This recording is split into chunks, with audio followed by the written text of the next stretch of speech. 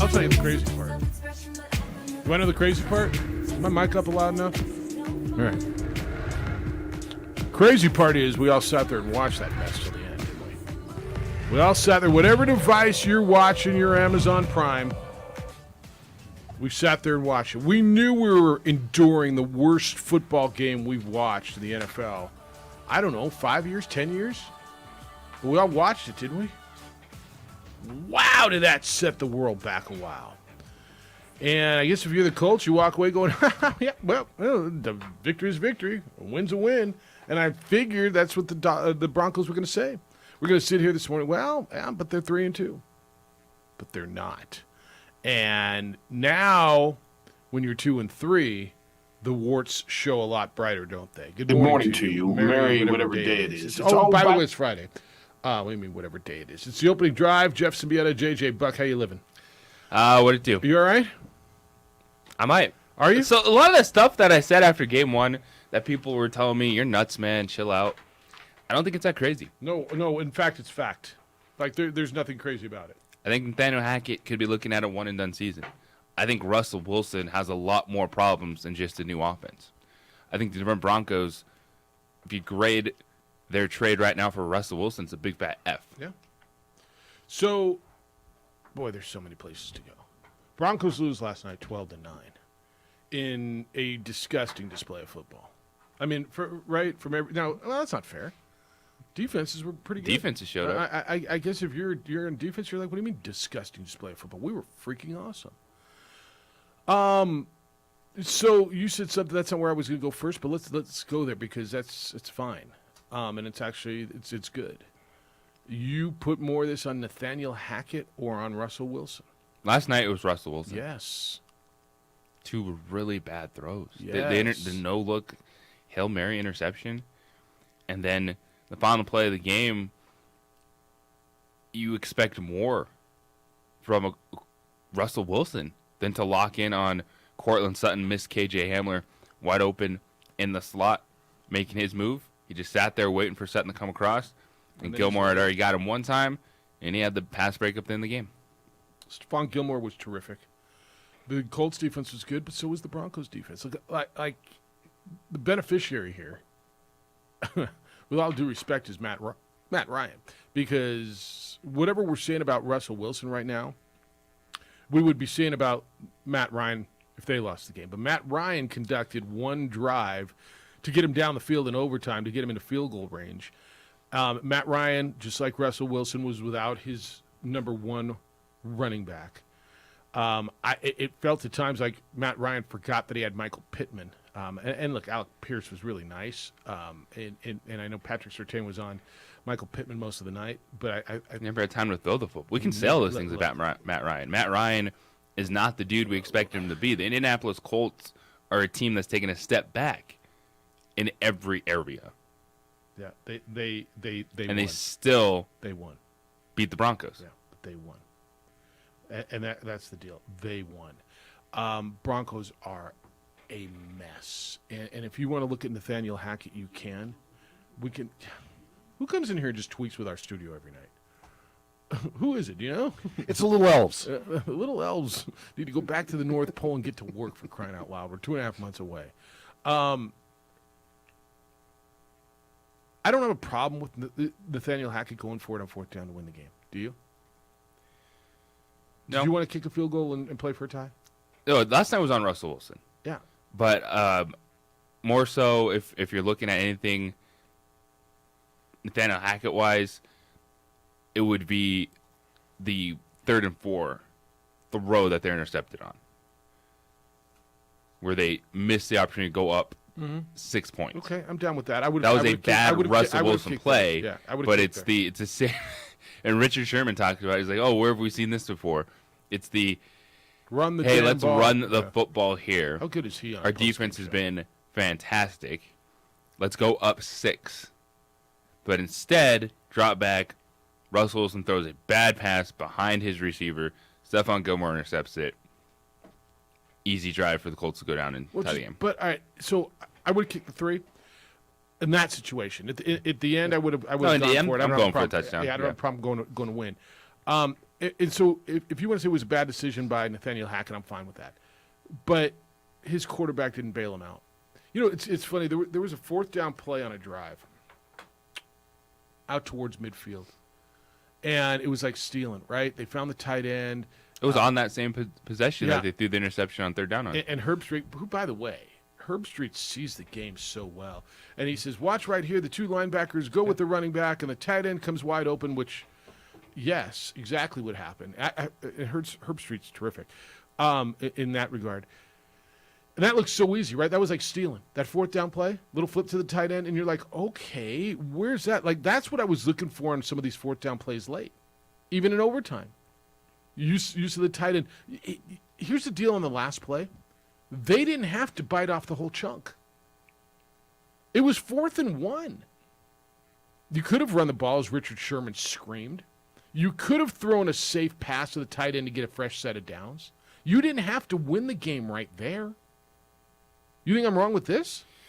No, you're looking at two teams last night that have terrible offensive lines. As good as the defensive played, they're horrible. There are moments where it looked like the offensive line was running the wrong play because the defense was in the backfield that fast. And what we're seeing is Russell Wilson does not trust what's in front of him, what's around him. He's locking into Cortland Sutton. He's not making plays. He's not making and the plays that he makes are just, he just throws it up and Cortland Sutton comes down with it. And the 51-yard reception, and there were two Broncos in the same spot. They both caught the football. Sutton gets credit with the reception. This is failing big time offensively in Denver. So what do you do? Because, first of all, you look like you got a quarterback who, with all due respect, isn't very good. And I know what Russ was up there for a while, and I know what he was in the last year. And all the blame was on Pete Carroll and on the offense, and that it's passed him by, and that they're not letting Russ cook, and that's why. But now that you're going to get Russ into a system and get him with Jerry Jeudy and get him with Cortland Sutton and at the time Tim Patrick, and he's going to have his weapons, and we sold the farm for him. What'd you give up for him? You give 3 players and 2 firsts and 2 seconds. And, all you can do is understand that it's going to look like this all season long. It's not getting better because Garrett Bowles got hurt, and he was your best offensive lineman, and an offensive line that was already struggling. It wasn't. Yeah, Javonte Williams is good, but losing him didn't change the way they looked. It wasn't a nice piece, but I agree with that. They already looked like crap before that, so yeah. Probably Tim Patrick is the bigger injury on that offense, because he was going to be their number 2 wide receiver. Jerry Jeudy hasn't flashed that much. But it's a combination of, you think all these guys are going to be that much better. They're not. You saw the Colts are a good defense. They're not a great defense by any stretch. They looked great last night. So what do you do if you're Denver? You eat it this season, and then you have to get creative as all get out to find some money to pay a couple offensive linemen to come in, and you best have your scouting department on point because you're picking in the 3rd round. Do you know that the highest points they've scored, and I'm talking about the Broncos, they played 5 games. They have scored 23 points. That was their highest. They've got 16 in a loss, 17-16. They scored 9 points, 16 in a win, 11 in a win, and 9 in a loss. So they've scored 16, 11, 23, and 9. They're averaging 15 points a game. With all due respect, you can't win the NFL like that. The only team worse than them? Indianapolis Colts. And the Colts just beat them. You bring up the offensive line stuff. And I mentioned this, I think, 2 weeks ago. It feels like everybody's offensive line is hurting. Like if you look around the league, defensive lines, and just the way the game is, defensive lines have advantage over the offensive line. It feels like every single game I watch. Rams are struggling. Cowboys got hurt. Chargers are hurt. I mean, the 2 teams I watched last night, the offensive lines are bad. Who's got a really good healthy offensive line? Like, I don't know how you change that or fix that, but I find that to be a problem over the last few years, where offensive lines are getting hurt. It's such a hard position. Defensive linemen are allowed to do so much more. The advantages to the defensive line, and quarterbacks have to get rid of the ball in a second and a half. Yeah. And so these are the situations where you think, oh, we'll bring in, veteran guy, stabilize it. Well, if you don't have a great offensive line, which is hard to find these days, It's really hard. You get Matt Ryan. You get what Russell Wilson looks like. Yeah, and I don't know if they're both that bad. They look that bad, but I don't know. You put Patrick Mahomes behind those lines, are they going to look that much better? Like, you got to really dig deep into this. Bronco fan, you should be pissed. 505-246-0610. Let's go. 505-246-0610. We're here for you today. You should be cranky. Hell, football fan, you had to sit through that last night. I sat through that last night, and I watched the whole damn thing. Now, I had other screens going. I had other stuff going. But for crying out loud, that was as bad a football game as I've seen in the NFL. Those were those Thursday night games I used to rail about, remember? Mm-hmm. Remember when I used to tell you Thursday night football was garbage because the teams were on short rest? The games were always garbage. They were. And I'll admit, over the last 3 years or so, the games have gotten better. They've gotten more competitive. That was a throwback to those Thursday night games where teams looked unprepared, not very good, and, not even borderline. That wasn't entertaining. But we all sat around and watched. All right, we got a big Friday for you. It's a Jerry Friday for you. Jerry's in for A. Marie. Thanks for getting up with us. You bet. Good to have you here. Adrian's got you going on the ProView Networks, on Comcast Channel 26, on our Facebook page, The OD in the AM. We're open for business on the phone lines, 505-246-0610. That's how to get to us today.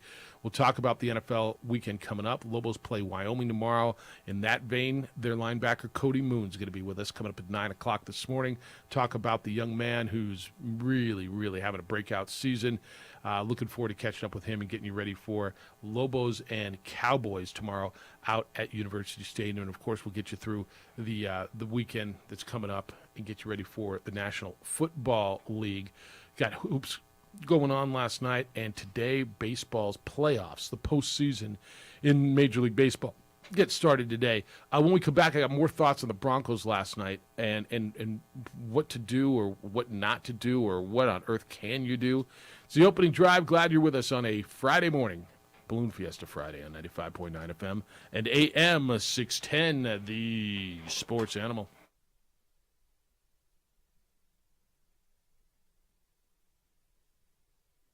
We would like to thank the following sponsors for making this broadcast possible. We fight the battles no one hears about. We drop into the middle of firefights to rescue others. And act as one-man air traffic control towers. We're the ones who go before all others.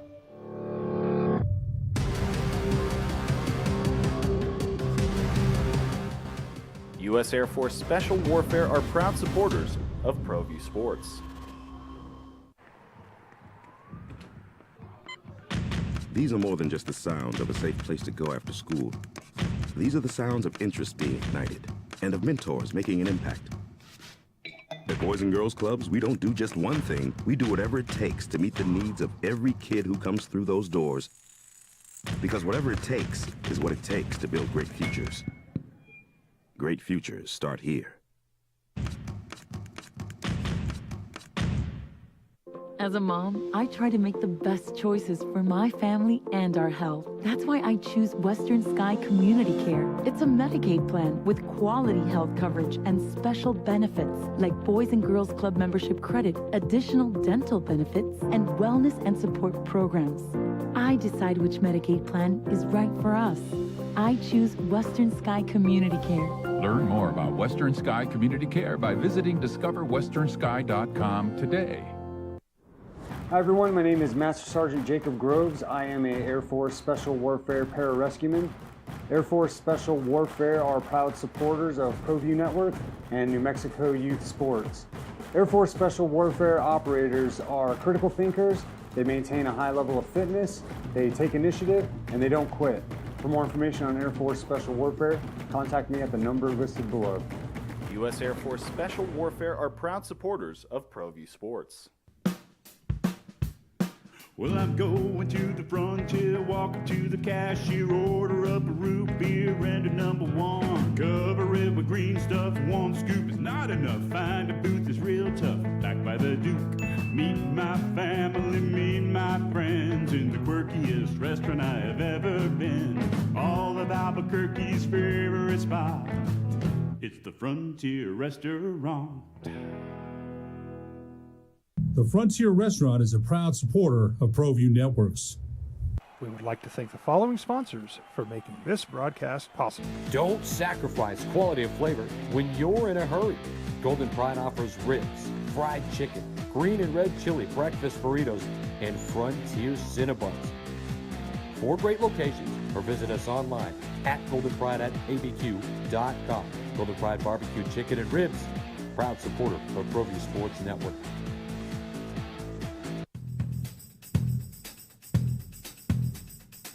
International Protective Services is a proud supporter of ProView Sports and New Mexico Youth Athletics.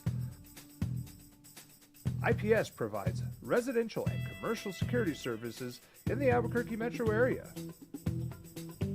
For more info, please call 505-897-2420 or visit internationalprotectiveservice.com.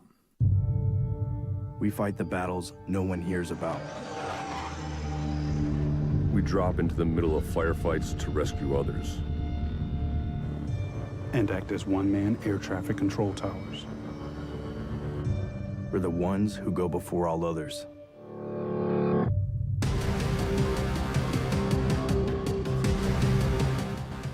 U.S. Air Force Special Warfare are proud supporters of ProView Sports.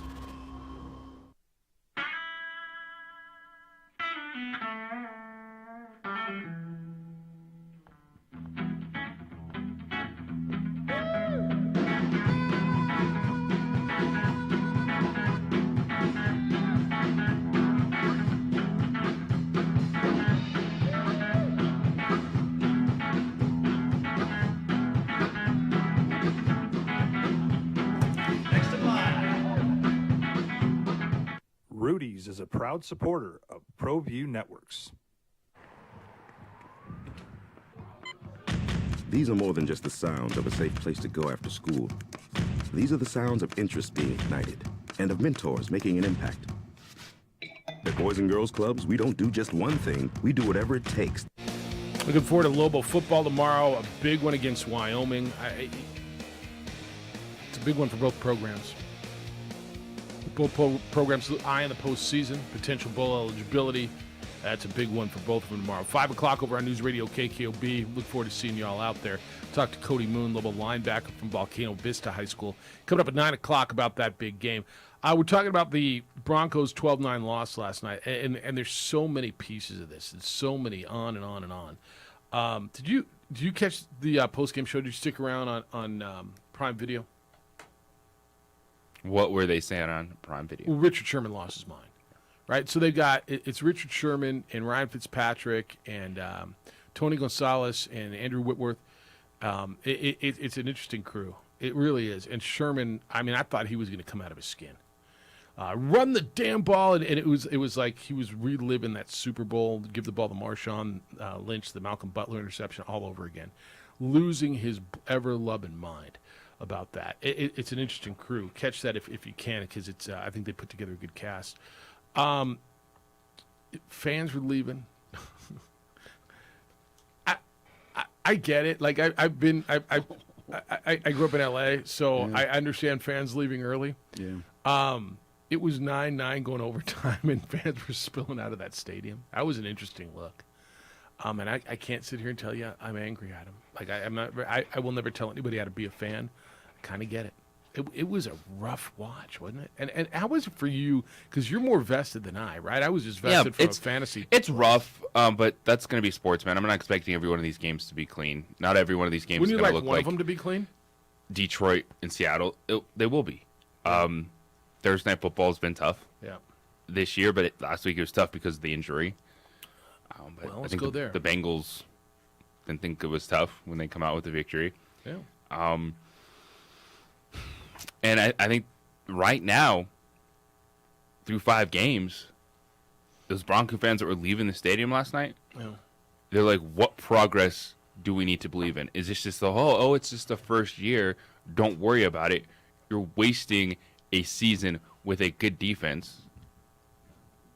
Maybe they have to And go last for them. night it was, okay, we can't blame Nathaniel Hackett for everything. It was Russell Wilson looks lost, does not look like a guy that can get cooking at any point. Oh, that's right. I think they just had to get to work in the morning. They're like, I'm done with this crap. Like, I'm done with it. Russell Wilson, with all due respect, looks like, and this is a 5-game sample size now, right? I don't know when your sample size is going to be adequate. I don't know when it's enough for you. 5 games is a pretty decent sample size. There's not a lot of quarterbacks in the league I would take Russell Wilson over right now. Maybe Bailey Zappi. He may start. But is he going to get better or is he done? Because last night it wasn't, Nathaniel Hackett just has to get out of the way. So it was Russell Wilson played bad football. I get it. He's under pressure. All right. Not a lot going on. You don't throw those passes. So let's have this conversation. Is it about the offensive line? Well, yeah, it is, right? We do this with global football. What do you want Miles Kendrick to do? The line's not very good. He doesn't have time. Who's he throwing to? Okay, all right. So what do you do? And this is a collaborative blame. This is a blame that has got to be spread throughout the entirety of this organization, okay? And they made the trade. Everybody, you, me, pundits, great. They're ready to go. They're a ready-made team. Just add good quarterback and let's go and be competitive, right? The offensive line is banged up. It's hurt. It's not good. Well, so Russ can't – you can't expect him to make completions. You can't expect him to be good when the line's not good. Well, yeah, you kind of can. And here's why. He's a veteran NFL quarterback that has got to and he has to adjust. So, JJ, the ball's got to come out. Now, is that on him to make those calls? Partially, is that on the offensive staff to start making calls? Again, you utilize the tight end way more than you're utilizing the tight end. Who is their tight end? They not got the like tight 5. ends, man. Well, They don't. My point is, get the ball out. Use quicker routes. It's instead of having him sit there back, hold the ball. You know the pocket's not holding for 4 seconds.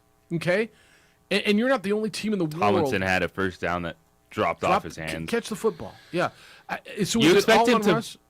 Yes. It's A lot of a lot of the his play majority calling. is on Russ because you brought him in thinking that he was going to elevate. You brought him in thinking that he's still a guy that we're not asking Russell Wilson to run for 85 yards per game, but could still make some plays out of the pocket, could make something out of nothing, and he's not doing that. And he's making bad in decisions. this offense, and he's compounding it with bad throws. Like, take your medicine. It's okay at times. That's what a veteran quarterback's supposed Throw to the do. damn thing away. Yeah, throw it Or away. take a sack. Or throw it away. Because if rid you're of in the the damn- pocket, it's grounding anyway. So Well, throw it over someone's head. it's yes. Take your medicine, whichever way. I can't get over that. The first interception. Yeah. Like, what was this happening there? He just chucks it in are the you air. going? Where are you going? Where are you going? Yeah. I'm going to tell you that look, last night Russ was bad. Okay, Russ was bad. And it's on him. But at some point you got to get with your offensive staff and they got to help him. They've got to draw something up that gets the ball out of his hands quicker, that's keeping the defense honest, that's finding people in the flat.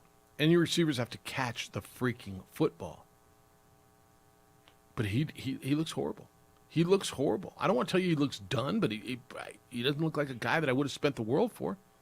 What is it? 2 firsts, 2 seconds, 3 players, a couple of trucks, a bunch of beef, half the Rockies. Like, what'd you send up there? I just, man, I don't know what you do. The Naheem Himes thing, concussion. I mean, how reminiscent was that? The running back that I know many of you picked up for your fantasy team.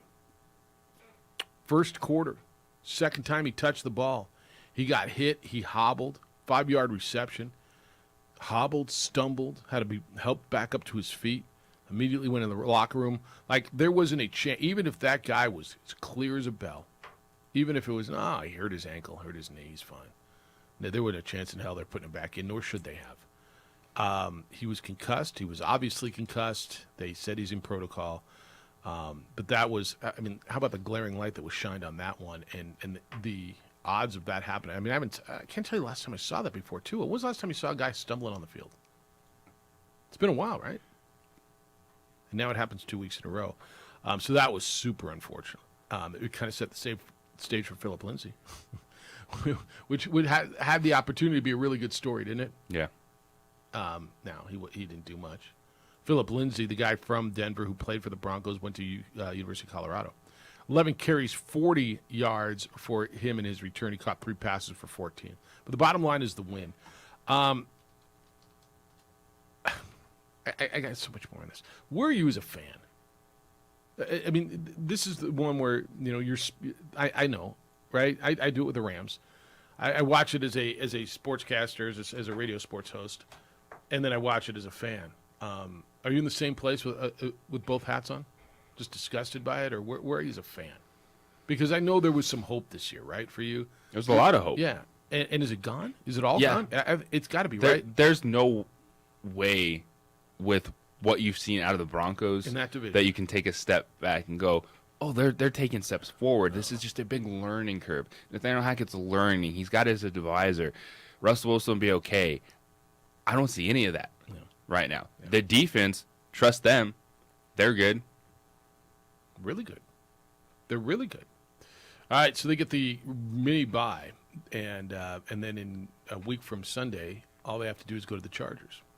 Then they get the Jets and the Jaguars and the Titans before the Raiders and Panthers. I mean, it's not murderer's row. It's not. I mean, the Chargers aren't playing great.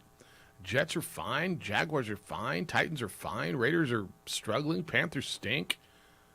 They got opportunities out there. It's not like the schedule's been the most brutal. Look at the Chiefs twice later in the season. But it's not like this has been murderer's row. But they look like crap. All right, come on in, Bronco fan. 505-246. We all watched it. You watched it. I watched it. We all sat through that mess.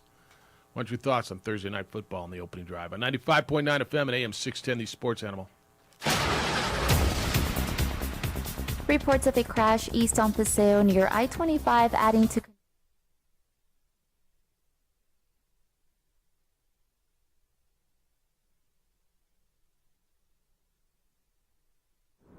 Hi everyone, my name is Master Sergeant Jacob Groves. I am a Air Force Special Warfare Pararescueman.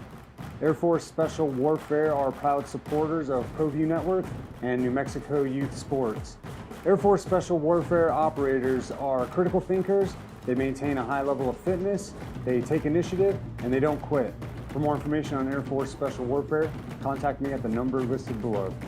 U.S. Air Force Special Warfare are proud supporters of ProView Sports. We would like to thank the following sponsors for making this broadcast possible. We fight the battles no one hears about. We drop into the middle of firefights to rescue others. And act as one-man air traffic control towers. We're the ones who go before all others.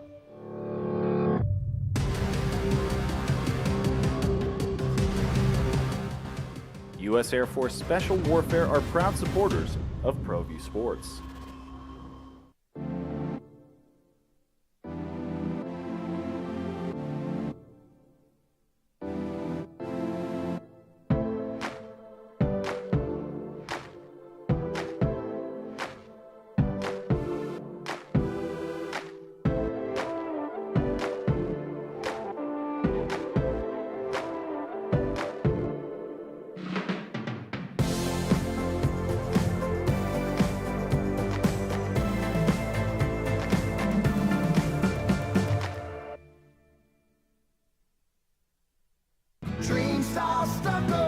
Stucco is the way to go. A Southwest tradition, beautiful and durable. The perfect combination. Your favorite color, your favorite texture. You're gonna love it when they put it all together. Through any weather, nothing looks better. From the smooth to the rough, they really know their stuff. Nobody does stucco like Dream Style Stucco. We would would like to thank the following sponsors for making this broadcast possible. For your business or your home, Valley Fence stands alone. We're number one in New Mexico for a reason. It's the best fence you can own. Proudly serving New Mexico for over 50 years. At Valley Fence, the difference is clear. No fence too big, too small, or difficult. We handle them all at Valley Fence Company. Hi everyone, my name is Master Sergeant Jacob Groves. I am a Air Force Special Warfare Pararescueman. Air Force Special Warfare are proud supporters of ProView Network and New Mexico Youth Sports. Air Force Special Warfare operators are critical thinkers. They maintain a high level of fitness, they take initiative, and they don't quit. For more information on Air Force Special Warfare, contact me at the number listed below. U.S. Air Force Special Warfare are proud supporters of ProView Sports. Don't sacrifice quality and flavor when you're in a hurry. Golden Pride offers ribs, fried chicken, green and red chili breakfast burritos, and Frontier Cinnabons. 4 great locations, or visit us online at goldenpride@abq.com. Golden Pride Barbecue Chicken and Ribs, proud supporter of ProView Sports Network.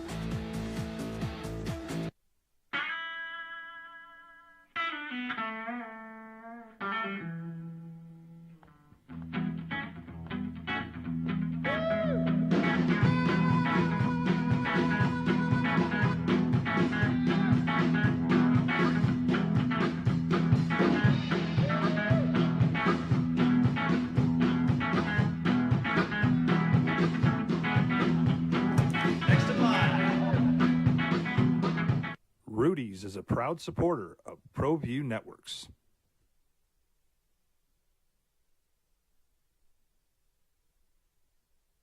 Which over Stigler was just in. He said so in Denver they exchanged the high five for the, and he kind of did the the hands, the 2-hand forward, in disgust. Like, get out of here. What do you call that? The get out. The get out of here. What do you call this one, Jerry? Like this, whatever. Enough, basta. Yeah, you know what I mean? Like the two-handed, it doesn't work well on radio, but the 2 hands over your, just kind of 2-handed wave, like, yeah, whatever. Yeah, get lost. I mean, yeah. How many, the fan shots that they were showing? But like I said to Stigler, you watched the whole thing, didn't you? He's like, yeah, I did. No, there was nothing else on. Yeah. Did you watch it last night? I did not watch. Yeah. What'd you watch? It was after my bedtime. Is it? What time do you go to bed? I went to bed at 9 o'clock. All right, attaboy. Yeah. No, that's good. Gotta be up bright Game and started early. at 6. But that's all right. Oh. It was on Prime Video. It's not on television. Thursday night package. It's on Prime. You have to go out and get that. All right, couple other things. 505-246-0610. And even Stigler said, yeah, it was the worst game I've seen. It's recency bias, but in a long, long time. I remember college games that look like that. But an NFL game that you sat around and watched that. So what do you do with Russ Wilson now, JJ? Is this a psychological thing with him? Because now it's a 5-game sample size. And it's the last year in Seattle where everybody kind of just poo-pooed it and explained it away because it was the system and they wouldn't let Russ cook, and it was old man Pete Carroll wasn't letting him do it, and they weren't getting along, and he just needed a fresh start. And so everything was just explained away, and now you're starting to look at that in a little bit different light, aren't you? I mean, you had DK Metcalf and Tyler Lockett, and he had that pair of receivers is better than what he has now. I think so.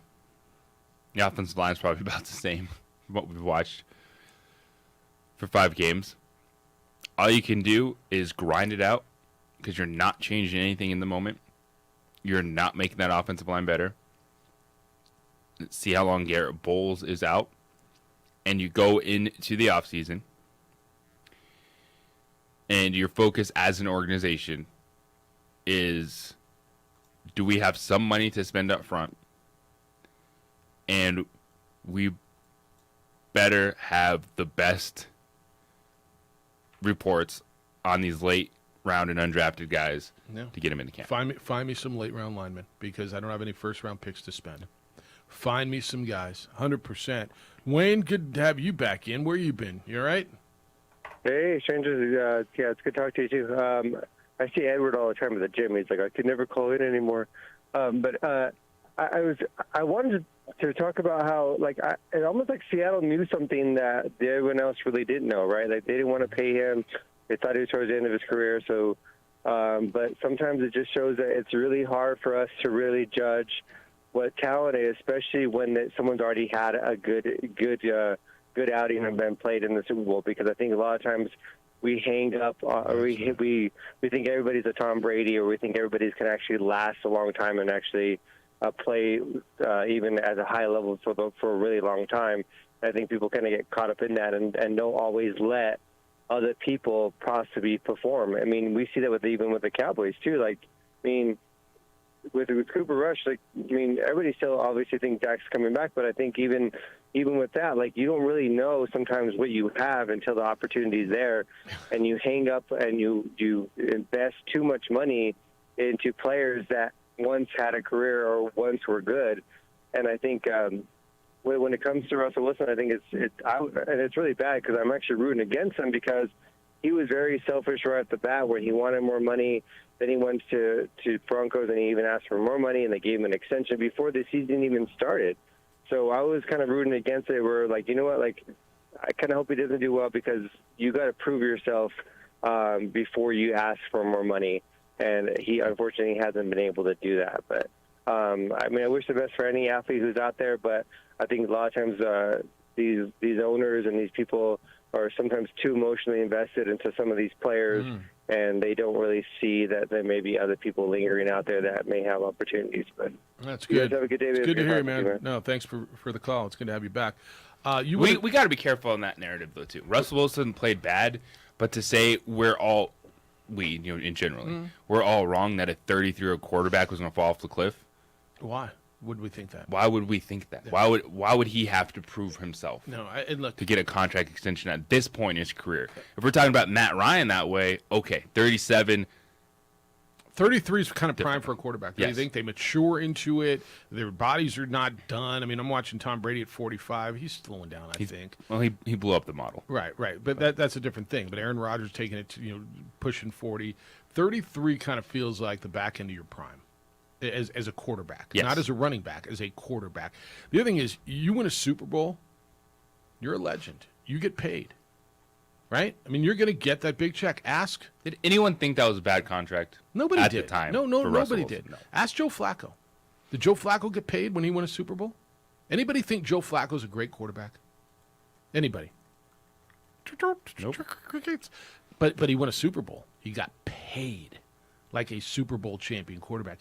You win a Super Bowl as a quarterback, and you are breaking the freaking bank. Now, I mean, if Lamar Jackson ever wins a Super Bowl, the next one that Mahomes wins, we all believe he's going to win one. When Josh Allen wins one, Tony, I'm not even going to ask how you living. You all right? Yeah, that's what I thought. That's it. I'm done with football. No, you're not. That's it. I'm done. No, you're not. It's You're going to watch the next. cornhole from now on, man. That's it. That's it. I ain't doing this no more. KJ Hamler was wide open. Yeah. Wide open. And look it. I'm okay with the decision to go for it on fourth down. I'm okay with it. I'm okay with the decision not to kick the field goal. I'm okay with it. Okay. But I heard something maybe two weeks ago where Coach Hackett was saying that he's going to take the same approach with Wilson that he did with Aaron Rodgers. And the first thing that came into my head was, he's not Aaron Rodgers. I don't even know what that means. That he tried to start from the ground up. Okay. With Aaron Rodgers, and that's the same thing he's going to do with Russell Wilson. And I was just like, well, they're two completely different quarterbacks. Yeah. But it's to the point already where, look at, our defense played great. Even though, to me, Indianapolis is they're bottom tier team. Yeah. But I just, Russ, you were our piece, man. You were our piece that everybody kept talking, that I even talked about. Hey, we're a quarterback away. We're a quarterback away. Yeah, obviously not. It's just, it was maybe so, just not that quarterback. I was sitting there. I didn't even yell at the TV. That's how bad it was yesterday. I didn't even yell.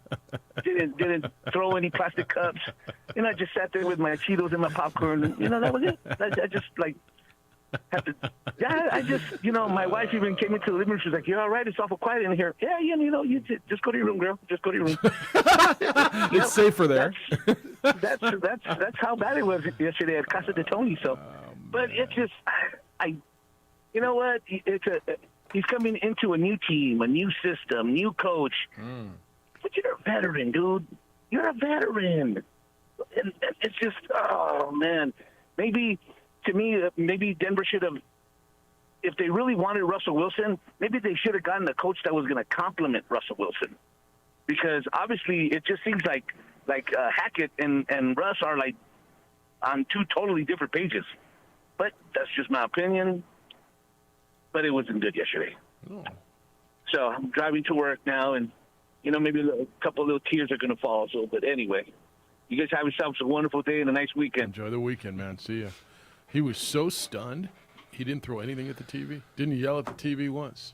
His wife was worried that he was too quiet. These are the worst places to be in as fans, because when they yell at you to chill out, but your initial feelings were confirmed on Monday Night Football to start the season. It looked off. Something wasn't right. And that was the easy, hey, guys, 2 fumbles.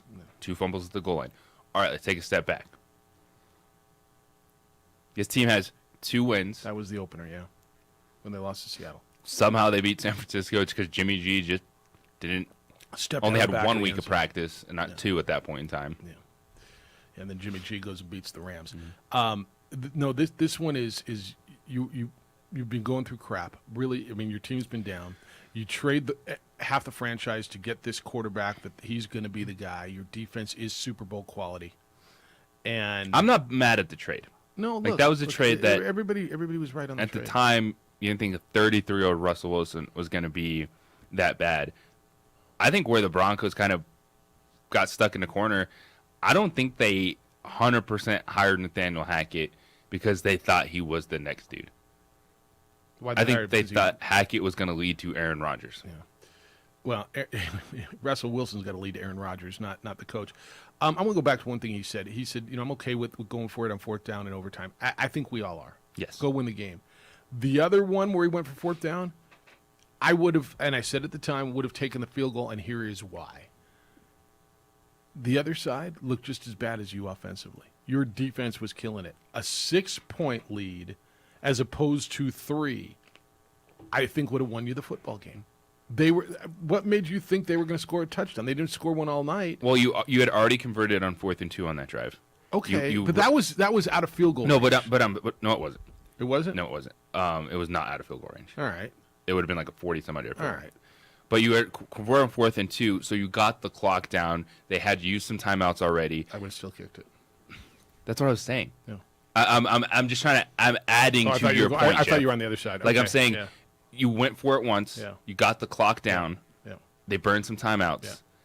It's 4th and 4 at that point in time. And now it's like, what, 2:16 or something? You can get it down to the 2-minute warning if you run the football. Yeah. That's the point where we say, all right, we made the one decision. We got time off the clock. Let's go up 6. Yeah, and if you lose 7-6, you can live with it. If you lose 13-12 or whatever the hell it would have been, I can't live with it, but I made the right decision. Yeah. And it's easy to sit here and say it now. But by the way, Matt Ryan was just as bad. How many times did he fumble the football game yesterday? He can't hold on to the football. Now, they covered 2 or 3 of them, but he can't hold on to the football. So what made you think he was going to take him down and score? That's where I would have, to your point, with the clock run down and my defense dominating, that's where I would have kicked the field goal. All right, Bronco fan, keep it coming. Let's go. Tony's all right. If Tony can come in, I know you can. 505-246-0610. Lobo football at 9 o'clock. Cody Moon, their linebacker, is going to be with us. Looking forward to having a conversation with him on a Jerry Friday. Hey, you've heard about New Mail for a while because I've been telling you about it for a while, about how thousands of men benefit from New Mail's industry-leading testosterone replacement, how those men feel better. You've been hearing about it because it works. The results are real. Men all over the country take care of things like fatigue and depression, weight gain, even erectile dysfunction. Do you know New Mail specializes in hair replacement as well for men and women? Guys, ladies, the number's 505-652-1688, 505-652-1688, or online at NuMale, NuMale.com. So you can pick the option that's best for you. Platelet-rich plasma hair therapy. It uses your own platelets. Did you know you have platelets? To stimulate stem cells deep in your hair follicle and stop hair loss. It regrows hair. You can opt for the FDA-cleared clinical hair restoration laser. It's proven to regrow hair. And a NeoGraft hair transplant, which produces natural-looking results in less than a week with no linear scarring. Treatments work for both men and women who want a natural, thicker head of hair without side effects. NuMale's in Albuquerque. The number's 505-652-1688, 505-652-1688, or online at NuMale.com.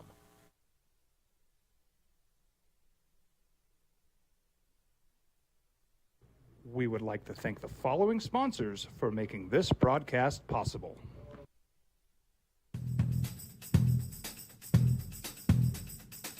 International Protective Services is a proud supporter of ProView Sports and New Mexico Youth Athletics. IPS provides residential and commercial security services in the Albuquerque metro area. For more info, please call 505-897-2420 or visit internationalprotectiveservice.com. We would like to thank the following sponsors for making this broadcast possible.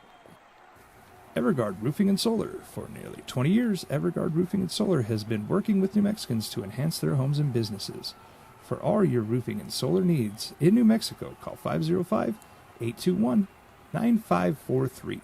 As a mom, I try to make the best choices for my family and our health. That's why I choose Western Sky Community Care. It's a Medicaid plan with quality health coverage and special benefits like Boys and Girls Club membership credit, additional dental benefits, and wellness and support programs.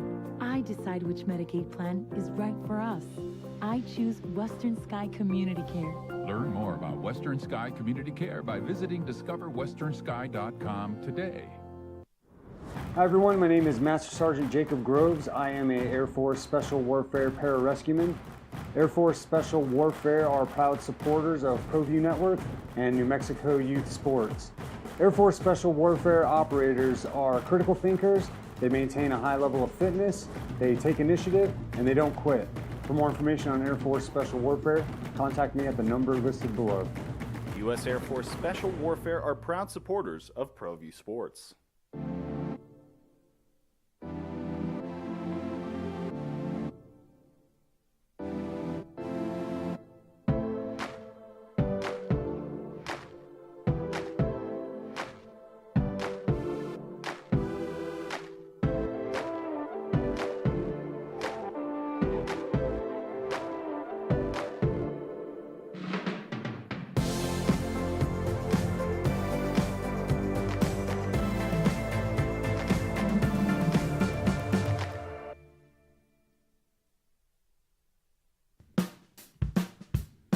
Well, I'm going to the frontier, walking to the cashier, order up a root beer and a number one. Cover it with green stuff, one scoop is not enough. Find a booth that's real tough, back by the Duke.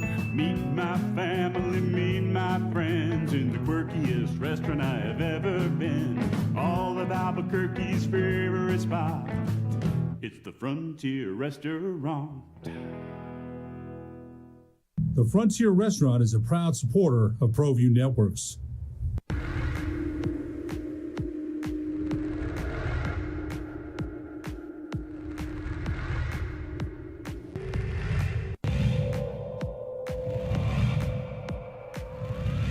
Bouncing into each other. I think Ella Chavez, the setter, was probably the one who should have had it. Oh, blocked up at the line and falls in perfectly. The Sartans.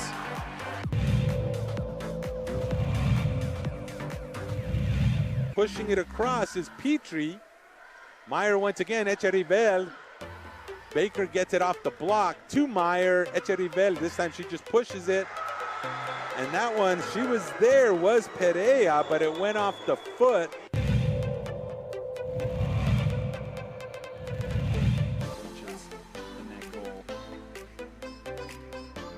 have possessed the ball in the offensive zone a lot in dangerous spots just like this. Devaney with another shot and another goal. Noah Devaney.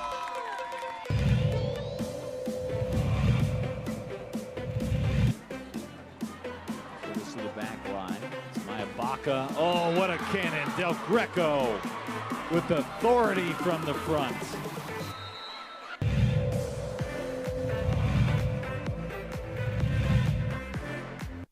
I like the memes you guys are sending me. I mean, they're not as good as the Ronchetti memes. But Grady just sent me a picture of Matt Ryan throwing the ball. Here, Russ, y'all can have it. Russ is throwing it back. Nah, fam, take it back. And they just gave it back to each other last night. You know, as much as we're talking about Russ, I mean, can we have the same conversation about, I know you're not as passionate about it maybe as a Bronco fan. Can we have the same conversation about Matt Ryan? Yes. I mean, now, his offensive line isn't good. I kind of feel like he's got weapons. Pittman's good. And I know their running game was down. Pierce, he seems to love. I've heard how good Paris Campbell's going to be for, 3 years now. Not only does he throw the ball away, he fumbles the football. Do you know what these two quarterbacks... So, okay, this is a stat I've never understood, and I'm going to lean on you for a second. Quarterback rating. So isn't like perfect quarterback rating like 156 point something, right? QBR. Do you understand it? All I know is like perfect is one whatever. Do you know what these two quarterback ratings were? And this is a stat I never look at because I don't understand it. But I know that 15.9 and 20.2 are really, really, really, really low. Russell Wilson, 15.9. 21 for 39, 2 interceptions, 274. QBR is... So you got to look it up, so you don't get it either. Like calculus. Yeah. Or any of those math equations that you never understood, or at least myself, you're on the board, you're like, how do all of these things equal this number at the end? That's QBR. All right, so what's a perfect QBR? It's like 150 something point something, right? I mean, it's like some crazy ass, makes no sense. Why do we use this metric? Or at least why isn't it more simple? So it adjusts for difficulty of plays. It takes into account every specific play. Completions, yard after catch, when it was made in a game, like clutch situations versus garbage time. Metric. All right. It's adjusted for the defenses you're playing. So, yeah, it's a lot that goes in the equation. All right. 20.2 for Matt Ryan, 15.9 for Russell Wilson. That's bad. Where's Elias to tell me, in the modern era of football, that's the lowest combined QBR in the history of the game? Last night was the first game. Yeah. I featured two quarterbacks with 4+ Pro Bowl appearances because we all love Pro Bowls. Yeah, this is another good stat. And they didn't score a touchdown. Yeah, first ever in the history of the game, or at least since they've had Pro Bowls. They don't have Pro Bowls Bowl anymore. era. Yeah, now the flag football Pro Bowl. All right. On the text line, that was one ugly game last night. It was like no one wanted to win. I felt bad for A. Marie watching that. Is it just me, or does Russell look like he's mailing it in? I don't know if it looks like he's mailing it in. I think he cares. I think he looks not confident. I don't want to say scared or lost, but he doesn't look like a guy in charge. He doesn't look when you watch an Aaron Rodgers, or when you watch, when you watch a quarterback in charge. Does he do? I mean, I don't know if he's like. No, it doesn't look like he's mailing it into me. Does it to you? I can't say that he's tanking. No, that he doesn't mailing care. it in. That he doesn't care. That's what it means to me. It doesn't care. No, that's not what it looks like to me. He can play bad and care. Yeah, I agree with that. That's what we saw last night from Russell Wilson. Yeah, I'm watching it and I'm thinking, all right, he hasn't figured it out, and I don't know if he's going to. He looks like a guy to me who is, dare I say, confused. A 33-year-old veteran who's been to 2 Super Bowls and won one. A 33-year-old veteran who they just paid $250 million to. Should be a guy who's in charge. shouldn't be trying to figure it out at 33 years old in Game 5 of the season. And that's why you all are concerned. I don't even know if you're concerned anymore. Like, are you done? Is there a bounce? They're not better than Kansas City. Not a chance. We just saw what they look like against the Raiders. Like, even a banged-up Chargers team, I don't think they're going to go out there and score 25 points against Chargers 5 weeks ago, y'all were telling me they were the best roster in football. So I don't think they're better. No, they're the worst team in that division. And so how are they getting through to the playoffs? And by the way, they started out 2-3. Now, look, can they go out and beat the Chargers and the Jets? I mean, why would I think so? Because at some point you got to score points. You're not beating the Chargers. Of all those teams, like the Chargers and the Chiefs, you might be able to skate by the 49ers and who else did they beat? The Texans. By scoring 16 points. I'm going to tell you right now, I don't see a universe that you're getting by the Chargers and the Chiefs scoring 16 points. I don't know how the hell you're scoring 16 points against them after what I saw last night. I mean, you got problems, man. Seattle's going to get some good draft picks. Those Broncos draft picks. The Broncos pick might be better than Seattle's pick. The Broncos pick may be better than Seattle's pick. How about that? Who would have thunk that? I mean, that's the ultimate kick in the stones, isn't it? Not only did we take all your picks and dump this quarterback on you, and you paid him $250, but those picks you gave us are better than ours. Here's that. All right, we're going to continue with that. We're going to get into some local football, college football coming up. There's games tonight. Get you through what the Mountain West is sending your way. I got NFL news for you. Quarterbacks in, quarterbacks out. It's important to you, I know. Baseball playoffs start as well. It's a Jerry Friday here on the opening drive. Marie she was at that game last night. Thanks for being with us this morning, and thank you for remembering you listened to 95.9 FM and AM 610, the Sports Animal.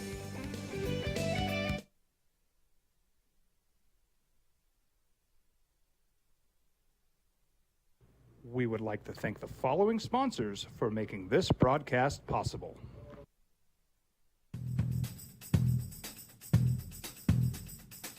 International Protective Services is a proud supporter of ProView Sports and New Mexico Youth Athletics. IPS provides residential and commercial security services in the Albuquerque metro area. For more info, please call 505-897-2420 or visit internationalprotectiveservice.com. We fight the battles no one hears about. We drop into the middle of firefights to rescue others. And act as one-man air traffic control towers. We're the ones who go before all others.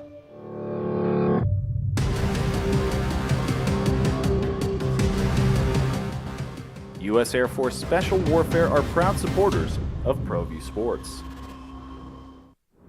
Hi everyone, my name is Master Sergeant Jacob Groves. I am a Air Force Special Warfare pararescueman.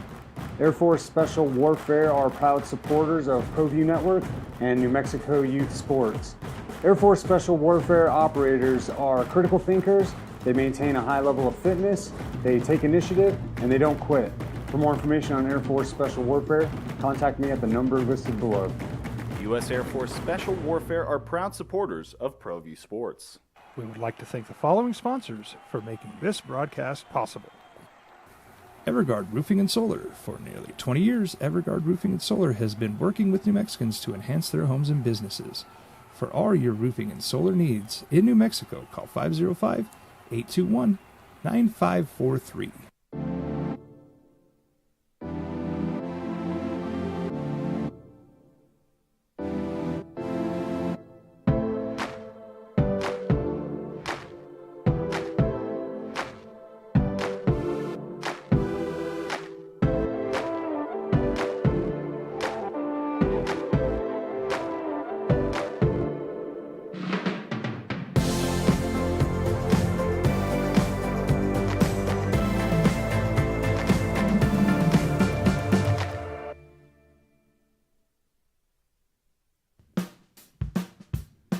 Well, I'm going to the frontier, walking to the cashier, order up a root beer and a number one. Cover it with green stuff, one scoop is not enough. Find a booth is real tough, back by the Duke.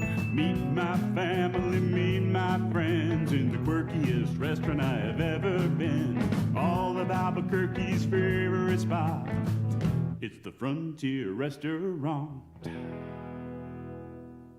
The Frontier Restaurant is a proud supporter of ProView Networks.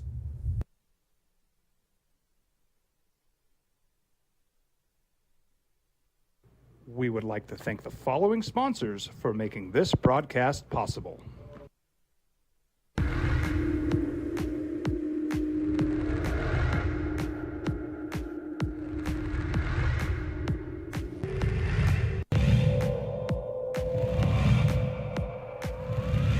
Bouncing into each other. I think Ella Chavez, the setter, was probably the one who should have had it. Oh, blocked up at the line and falls in perfectly. The Sartans.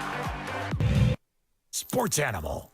Now, voted the best sports show in New Mexico for 5 years running. This is the opening drive with 3-time New Mexico Sportscaster of the Year, Jeff Symbieta, and JJ Buck. I was all prepared. I thought we were going to come in here and say, yeah, you sat through it and you watched it. But the reality is the Broncos are 3-2. It's kind of as I was watching last night and thinking what the open was going to be. All right, well, it sucks that we all sat there and our eyes bled. But bad football is still better than no football. But you're 3-2. But the reality is not only did your eyes bleed, but you took an excruciating loss that felt like a kick to the junk. And you're 2-3, and the Colts, who were equally as bad as you, by the way, walked out of there. And Matt Ryan was on set with Richard Sherman and Tony Gonzalez and those guys smiling because you know why? What did Herm Edwards once tell me? You play to win the game, and they won the game. You get fired in the end zone. And as crappy as that was as a watch last night, and it was brutal, and we all watched it. We all sat there and stared at our screens because it was football. As bad as that was, I'm going to guess that flight back to Indy last night was kind of fun. Felt good. Made plays late. The Colts defense hung on. They won the game. Jeff Symbieta, JJ Buck. Jerry's in for A. Marie today. Glad he's here on a Jerry Friday. Adrian's producing on ProView Networks. The number's 505-246-0610. You can text us or you can call us. Talk Lobo football at 9 o'clock with Cody Moon, the Lobo linebacker. And I don't know what they're saying in Indianapolis this morning. You know what they're saying in Indianapolis this morning? I'll tell you exactly what their radio sounds like. Remember what it sounded like the morning after the Broncos beat the 49ers when Jim Garoppolo stepped out the end zone? Mm-hmm. When the Broncos played like crud but somehow escaped, and you're like, well, they won the game. They found a way to win. That's what it sounds like in Indianapolis this morning. It's the way it should sound. Yeah. You won, but. Yeah. Yeah, but how good are we? Matt Ryan, I mean, is he the guy? Hell no. Let me ask you this. Who do you want for the rest of the season? You got a team. You got your team. You're a team with a pretty good defense, some weapons. If you had a choice between Matt Ryan and Russell Wilson for the rest of the season, where would you go? It's not an easy choice, is it? It should be. Russell Wilson. All right. I mean, I don't know if there's a right or wrong answer to that. One guy's 37 and super slow. The other guy's 33 and, I don't know, he's not all that quick. And looks shell-shocked. He just looks like he's shell-shocked a little bit right now. And he still dropped a let's ride at the end of his press conference last night. Did he really? At that point, you're just like, Russ, move on, dude. Like, he finished it up, and he's like, Bronco country, let's ride. Did he trademark that? Are those like, shirts that everybody's buying and they're on clearance right now at Marshall's? At that point, every Denver Broncos fan threw their phone through their bedroom wall. So after all that, after sitting there, and I missed that. So after sitting there and telling me, it's very simple. At the end of the day, I got to be better. I got to play better. The defense played their butts off tonight. We had some good drives. At the end of the day, throwing 2 interceptions can't happen. Can't happen. I let the team down tonight. All right, Bronco country, let's ride. Really, that's how that went? Yes. So are those shirts that are all over Denver that are just on sale on clearance at Denver outlets? They're all shirts that are being used as rags this morning. Good Lord. I miss that. I need to paint. Let me put on my Let's Ride shirt. You know, part of me wants to respect that he's staying on brand and that's his deal. And, like every coach at the end of the thing, go Lobos, roll Tide, wreck them, whatever, right? Right? Every college coach at the end of his thing, go Noles, whatever, right? Fight on. So there's a small that part is of me. so much better than Let's Ride. There's Let's ride. All right, fair enough. Because those are Just like traditional. on brand. Fight on. Bronco country. Go Bows. Let's ride. Broncos country. Let's ride. Let's ride what? Yeah, they want you to ride your head coach out of this town. Let's ride what? Let's ride the lifts on a Sunday so we can go skiing and not have to watch this crap? Let's ride. Edward, good morning to you. Let's ride.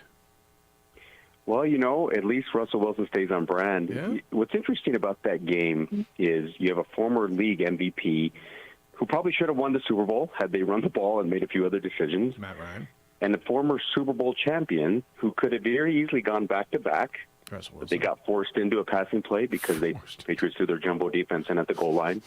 Greatest defensive player in Super Bowl history, play in Super Bowl history. That's the one place you and I so agree. at that, say that one more time. That's one of the few places you and I agree. That's the best play in the history of the Super Bowl. Yep. Yeah, what's interesting about that play is every casual fan says, how could you not run the ball at the one? If you knew the sequence of events, they got forced into that play because they got out-coached, out-prepared, and the Patriots threw their jumbo defense in, and they audibilized at the line of scrimmage, and they practiced defending that play all week. All week, Malcolm Butler practiced jumping the route. It's about execution, which I'm a big favor of. As the fans in Albuquerque have spent all their money on the Balloon Festival, with getting funnel cakes and cotton candy wigs and foam hands, and it's a tremendous event. Thoroughly love it. They lean on the Crusher. They say, Crusher, make me smarter and make my life better. Go. I've been holding back on the 5-star picks. I let the season percolate and coagulate. By the way, I think the defensive schemes are way ahead of the offensive lines. Obviously. With the lack of a preseason, and it's very evident. It's very evident.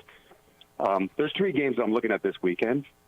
What's interesting is the 49ers and Panthers, it opened up as a 3-point spread for the Niners, and it moved to 6.5.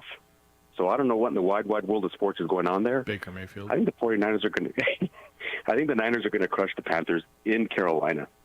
The Steelers, I never go with big spreads. Big. But their tough-talking coach, who has never had a losing season, he's going to have a losing season. 14-point spread. I'm taking the Bills to thump them, take them apart. Absolutely take them apart. Right. And then 2 teams that I know one thing about. I know they can beat bad teams. And this is a make-or-take game this weekend with the Cowboys and the Rams. Because one thing I know is they can beat bad teams. The line opened up at 4 for the Rams, and that's moved to 5.5. Jeff, I think your Rams are going to respond, and they're going to put Cooper Rush and kind of back in his place. And I think the Rams are going to cover at 5.5. Yeah, I don't. Albuquerque, no need to thank me. Go make money. Just pay homage and kick 10% up to the boss when needed. Don't bring a light envelope. Go make money. You gentlemen have a nice weekend. See you. How are the Rams 5.5-point favorites over the Cowboys? How? That's a big number. I mean, did you watch what I watched on Monday night? Did you? The Cowboy defense is really good. What don't I understand? Did you not watch what I watched? No, I watched it. Did you watch it? What don't I understand? That's bonkers. All right, 505-246-0610. So Ned James sent me a text, and I heard this somewhere else. He said the last play for the Broncos, the play in overtime, the one that fell incomplete. He said the last play for the Broncos is the exact play Russell Wilson threw in the Super Bowl that was intercepted by, it says the New England DB, by Malcolm Butler. The only difference is the receiver who got jammed in the Super Bowl, so the defensive back could drive to the ball and intercept it, does not get jammed, so he's able to pick the DB, and the wide receiver Hamler is wide open on that last play. It's the exact same play concept as in the Super Bowl. Watch both videos. No, I'm not. I've heard that. I saw that. Somebody else told me that yesterday on TV, and I agree with you. I believe you. So were you scared to and they're make that look in the slot then? And they're 0 for 2 on it. I mean, they're still 0 for 2 on that play, right? Because he had time. He was waiting. It's like the only time all night he had time. Sutton flashed across, he makes the throw, but Gilmore is right on his hip. It's like the only time. So you know all the memes that are going around? You've seen them? They're funny as hell, by the way. Can we, Grady, I'm going to lean on you to make this one. Edward calls Balloon Fiesta a balloon festival. Not good for New Mexico. Ooh. Yeah.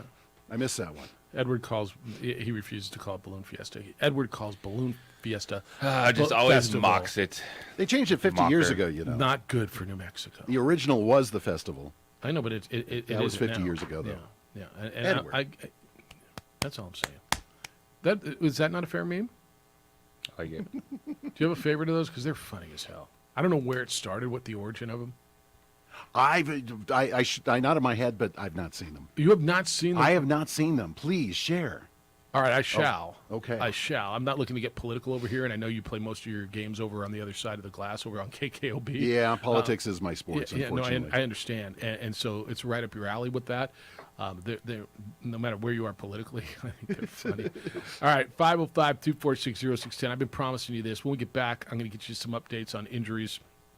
As you head into your football weekend, quarterbacks, we're talking about guys like Brian Hoyer and his former what would Tom Brady be to Brian Hoyer?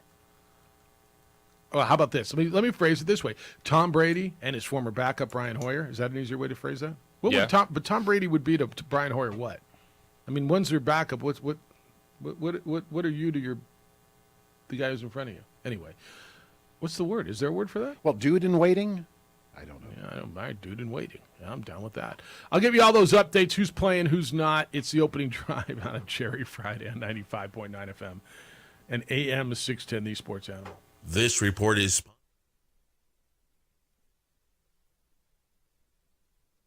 We would like to thank the following sponsors for making this broadcast possible.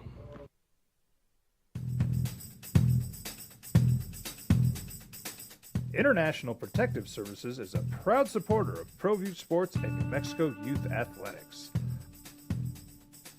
IPS provides residential and commercial security services in the Albuquerque metro area. For more info, please call 505-897-2420 or visit internationalprotectiveservice.com. We fight the battles no one hears about. We drop into the middle of firefights to rescue others. And act as one-man air traffic control towers. We're the ones who go before all others.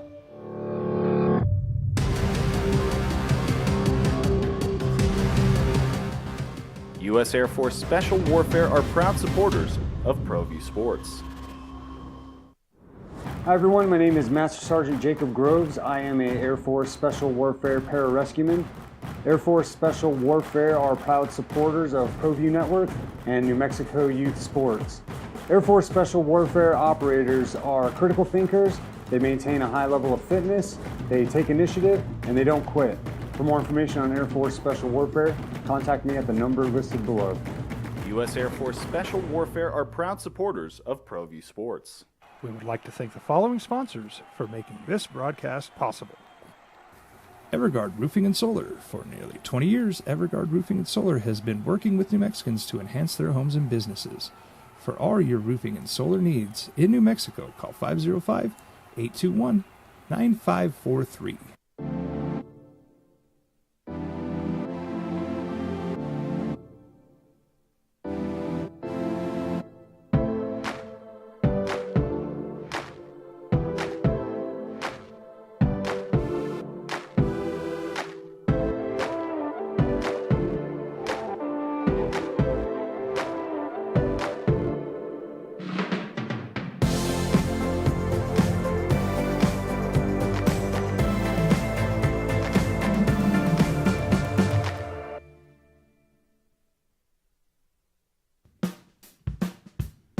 Well, I'm going to the frontier, walking to the cashier, order up a root beer and a number one. Cover it with green stuff, one scoop is not enough. Find a booth is real tough, back by the Duke.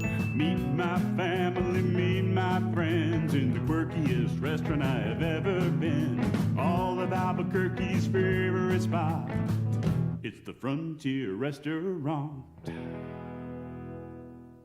The Frontier Restaurant is a proud supporter of ProView Networks.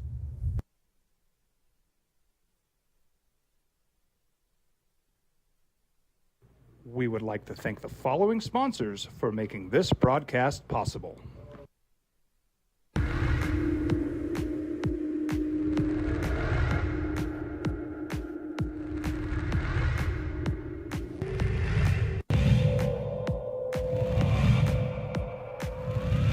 Bouncing into each other. I think Ella Chavez, the setter, was probably the one who should have had it. Oh, blocked up at the line and falls in perfectly. The Sartans.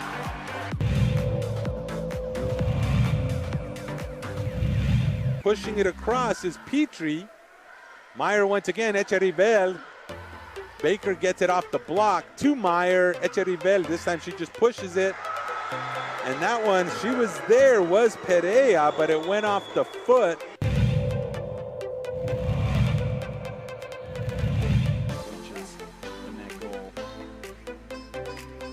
Sartans have possessed the ball in the offensive zone a lot in dangerous spots just like this. Devaney with another shot and another goal. Noah Devaney.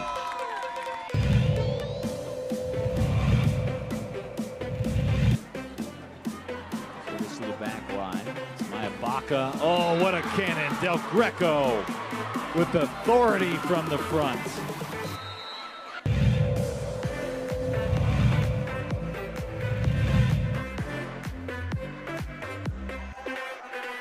Still alive, pushing it where nobody is. Was number 10, Ella Lopez. All right. Who's playing, who's not? Going back to the phones here in a minute. 505-246-0610, 888-922-0610. Broncos lose 12-9 in overtime last night. Because we all wanted overtime. Because, I mean, who could live without overtime to that game? Tom Brady says his shoulder feels great. He is going to play on Sunday against the Atlanta Falcons. Tommy looks like a go. Meanwhile, Tommy's former team. What did I ask you last Tuesday before I left town? Are you ready for who? We're talking about the New England Patriots. Are you ready for Bailey Zappi? You're like, yeah, no. Better be ready for Bailey Zappi. Patriots have put their veteran backup, Brian Hoyer, on injured reserve because of a concussion. Not just into protocol, JJ. That means at least 4 games, right? When you go on IR? Yeah. So not just into concussion protocol, but injured reserve.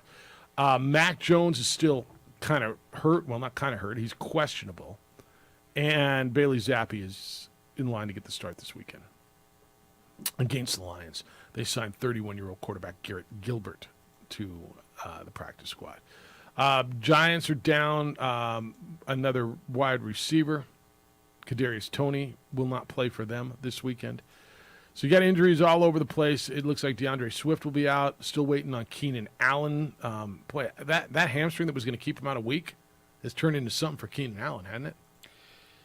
It's lingering. Yep, those tend to do that. All right, let's go back to you at 505-246-0610. Tad, good morning. Thanks for holding. Gentlemen, how are you? Life's grooving, Tad. We're good. How you living? Gentlemen, are you there? Yep, we are here, but it's up to you. This is Tad. How are you guys doing? Good, Tad. What's up? You're talking about the greatest play in Super Bowls. I think the one you have to consider is Trace McSorley's open field tackle on the 1-yard line that kept Randy Moss out in that Rams-Titans game. Yeah, well, it wasn't Randy Moss. It was Matt, but it wasn't Randy Moss. Yeah. It was but yes. Who was it? It was who was it for the Titans? Anyway, yeah, that was a great tackle at the 1-yard line that ended that game and gave the Rams and Kurt Warner that Super Bowl. That was a great one too. Yep, great one. One that was forgotten for sure. Anyway, sorry about the Randy Moss mistake, but no worries. I count that one as one of the great plays in the Super Bowl. I think it's one of the great ones as well. No, thanks, Tad. Yeah, Randy Moss never played for the Titans. Who was that receiver? It was. I don't remember who it was, but I'll find it for you. Jess, what's happening? I think it was Dyson. It might have been Kevin Dyson. Is it Kevin? I I think it was Dyson, if I remember. Maybe not. I can't remember. But that sounds like it's right. So I'm glad I didn't watch the whole football game last night. It was brutal. I literally fell. And when I did fall asleep, I think it was 9-6, and I felt like it was over. When I woke up this morning and found out the Broncos lost in overtime, I don't want to say that it was because it was a Thursday night game, because both those football teams are really bad. I think that didn't help, but those teams are bad. And I don't really understand it because I don't think it's Russell Wilson, but being a Green Bay Packers fan, if Nathaniel Hackett, he makes it the whole season, I'll be honest, I think I'd be shocked. The guy looks like he's overwhelmed. He needs help. He doesn't know what he's doing. And I brought this up to a buddy. You got to remember, that guy probably wasn't even calling plays in Green Bay while he was the offensive coordinator. I don't know what your job is. I guess maybe you're doing other coordination stuff, but he wasn't calling plays. So the guy may have not called an offense for 3 or 4 seasons. It's obviously showing, but the Broncos need to do something, or that guy's getting fired. But gentlemen, have a great weekend. You too. So let me. Kevin Dyson was the receiver, and it was Mike Jones, the Rams linebacker, who was able to pull him down that short of the goal line. And the Rams won the Super Bowl last play of the game against the Titans. Rams and Titans. JJ, he's not wrong on that. So I hate recency bias on this, but I'll ask, not when was the last time, but I can't recall seeing a head coach and a quarterback in the National Football League who both look so uncomfortable. And I know it's just aesthetics and it's an eye test and it's not the ultimate resolution, and sometimes perception isn't reality, but certainly sometimes it is. Just what you're seeing, or how about this, what I'm seeing, and I think a lot of people are as well. I'm looking at a coach who has been through the ringer in 5 games, who has been second guessed, who has had some tough losses, who's made some bad decisions, and a quarterback who's not only played poorly for 5 games, but coming off a season in which he played poorly and feels like he is questioning himself. I'm looking at 2 guys that just by the eye test don't look like there's a lot of confidence there. There's not. The last 2 games have been a little bit better for Hackett.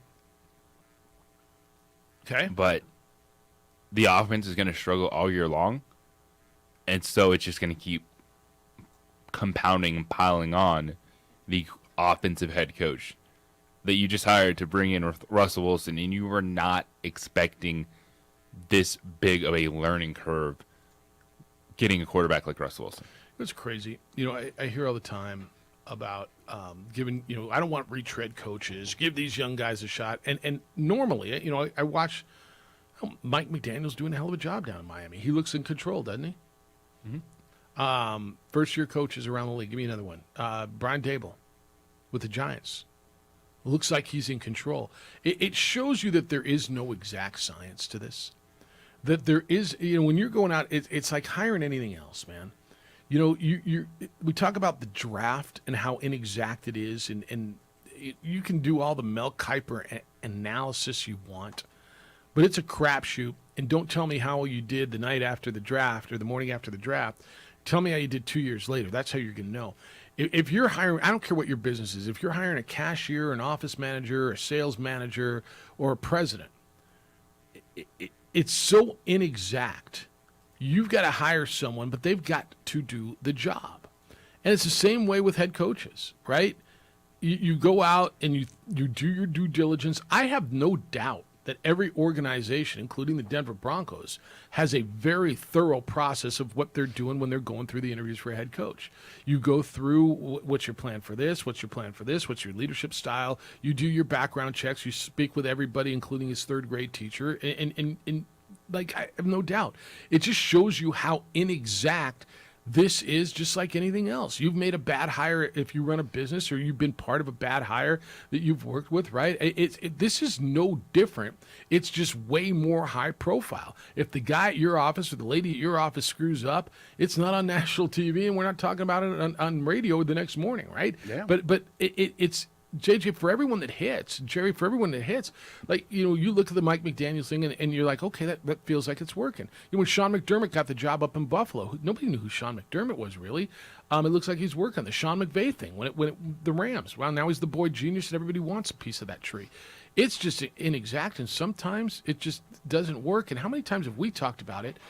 It's okay that you're you can make a pretty good career and a pretty good living out of being a coordinator. Some guys just aren't meant to be the top guy. It really does have that feeling with Nathaniel Hackett that, he got hired because of Aaron Rodgers. Because of his success with Aaron Rodgers. Or he was part of that success, yeah. He was Aaron Rodgers' offensive coordinator. And sometimes that works. Brian Daboll got the New York Giants job because of the way the offense looked with Josh Allen. When he was with Buffalo. Yeah. The guy, Kevin O'Connell in Minnesota, was part of the McVay tree, right? Sean McVay and what he did with the Rams. And again, another guy, a young guy who looks like he's in charge and looks like he knows what he's doing up there, doesn't he? Now losing sucks. And losing the way they're losing is hard. Tough losses when every decision is scrutinized is tough, and you got to go back and look at it. I will go back to one of the contentions I've made for years, JJ. And players make plays. I think head coaches, managers get too much credit and too much blame sometimes for wins and losses. If Russell Wilson goes out and finds KJ Hamler across the middle, you're telling me what a great decision to step forward, right? Yeah, right. And so, but it would still be close to what the conversation you're having with Indianapolis. Yeah. Win, but look at the situation you were in overtime, scoring no touchdowns up until that point. Yeah, but I'm going to tell you, and you agree with me on this because we had this conversation the first hour. Yesterday, to me, is more on Russell Wilson than it is on Nathaniel Hackett. And it's easy to rip on Nathaniel Hackett because, they're 2-3 and because he's made some mistakes. I agree with his choice, even though it didn't work out, to go for it on 4th down and overtime. I would have kicked the field goal with 2 minutes and 6 seconds or whatever it was, 2:16, in regulation on 4th down when Russ threw that interception. Now, here's the other piece of that. That was a 3rd down play? Russ threw the interception on 3rd down play, didn't he? He threw the interception on 3rd down play. Now, if you want to talk to me about the play call, I'll have that conversation. But for crying out loud, I got a 33-year-old veteran quarterback who's a Super Bowl champion. I'm going to trust that he's going to do anything but throw a freaking interception. Throws it into the ground, gets sacked, throws it into the seats. Anything but turning the ball over, I'm getting my 3 points right there. Right? Because then I think he's running out McManus right there. We were having this conversation earlier like it was 4th down. It was a 3rd down play. It was 3rd down. So you could tell me run the damn ball and Richard Sherman, and you might be right. They run the ball, they kick a field goal. They probably win that game 12-9 or 12-6. 12-6. Because they were up 9-6. Take the field goal. What makes you think Matt Ryan's running down the field and scoring a touchdown? They haven't all week. Right? And so as much as I don't think Nathaniel Hackett's a great coach, I just can't sit here and blame that whole thing on him last night. For crying out loud, Russ doesn't turn the ball over there, you probably win the game 12-6, don't you? I think so. That's on Russ. And where the bleep were you throwing that football? I mean, it's not even close that he was open. Gilmore had him blanketed. But you lock in on one dude. You're a 33-year-old, $250 million Super Bowl champion quarterback. Franchise quarterback. Yeah, you got to be ready. Bronco Country, let's roll. It's the opening drive at 95.9 FM and AM 610, the Sports Animal.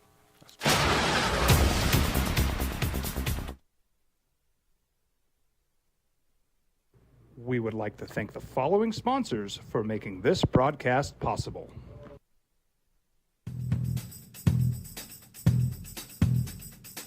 International Protective Services is a proud supporter of ProView Sports and New Mexico Youth Athletics. IPS provides residential and commercial security services in the Albuquerque metro area. For more info, please call 505-897-2420 or visit internationalprotectiveservice.com. We fight the battles no one hears about. We drop into the middle of firefights to rescue others. And act as one-man air traffic control towers. We're the ones who go before all others.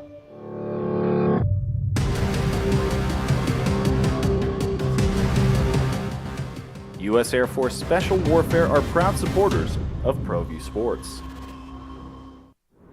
Hi everyone, my name is Master Sergeant Jacob Groves. I am a Air Force Special Warfare pararescueman. Air Force Special Warfare are proud supporters of ProView Network and New Mexico Youth Sports. Air Force Special Warfare operators are critical thinkers.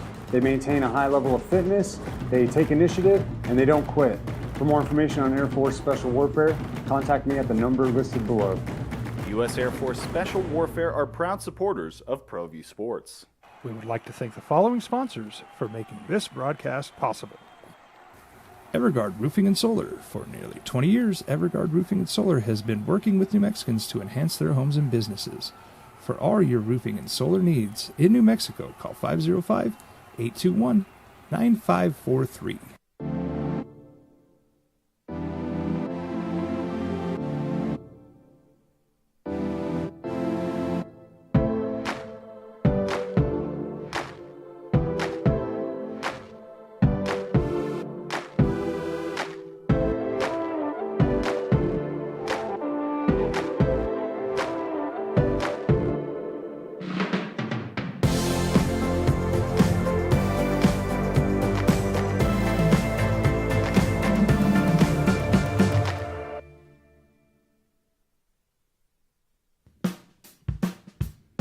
Well, I'm going to the frontier, walking to the cashier, order up a root beer and a number one. Cover it with green stuff, one scoop is not enough. Find a booth that's real tough, back by the Duke. Meet my family, meet my friends in the quirkiest restaurant I have ever been. All of Albuquerque's favorite spot, it's the Frontier Restaurant. The Frontier Restaurant is a proud supporter of ProView Networks.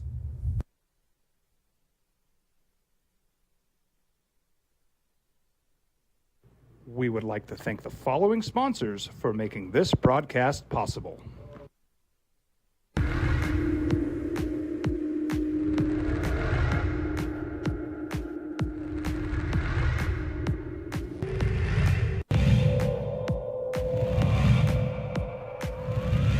Bouncing into each other. I think Ella Chavez, the setter, was probably the one who should have had it. Oh, blocked up at the line and falls in perfectly. The Sartans.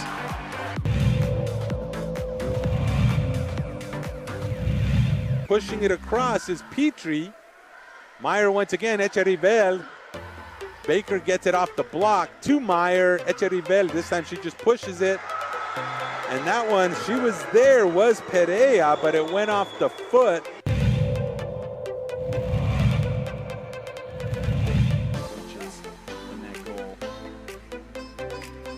Sartans have possessed the ball in the offensive zone a lot in dangerous spots just like this. Devaney with another shot and another goal. Noah Devaney.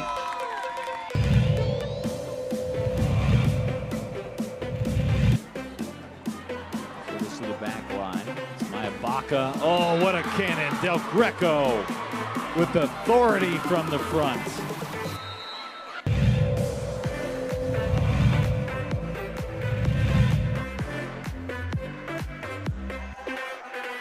Still alive, pushing it where nobody is. Was number 10, Ella Lopez.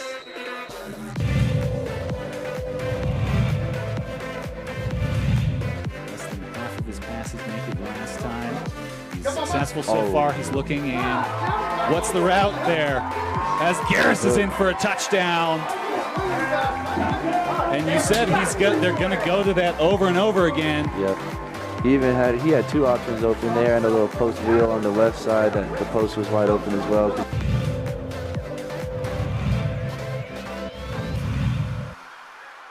Popped up, set, crush. But it's dug up. There's another one. That one's not going to be returned. That was just like meat right there. Just grabbed it, ripped it down. Was number 12, CeCe Vance. You don't want to make it that easy.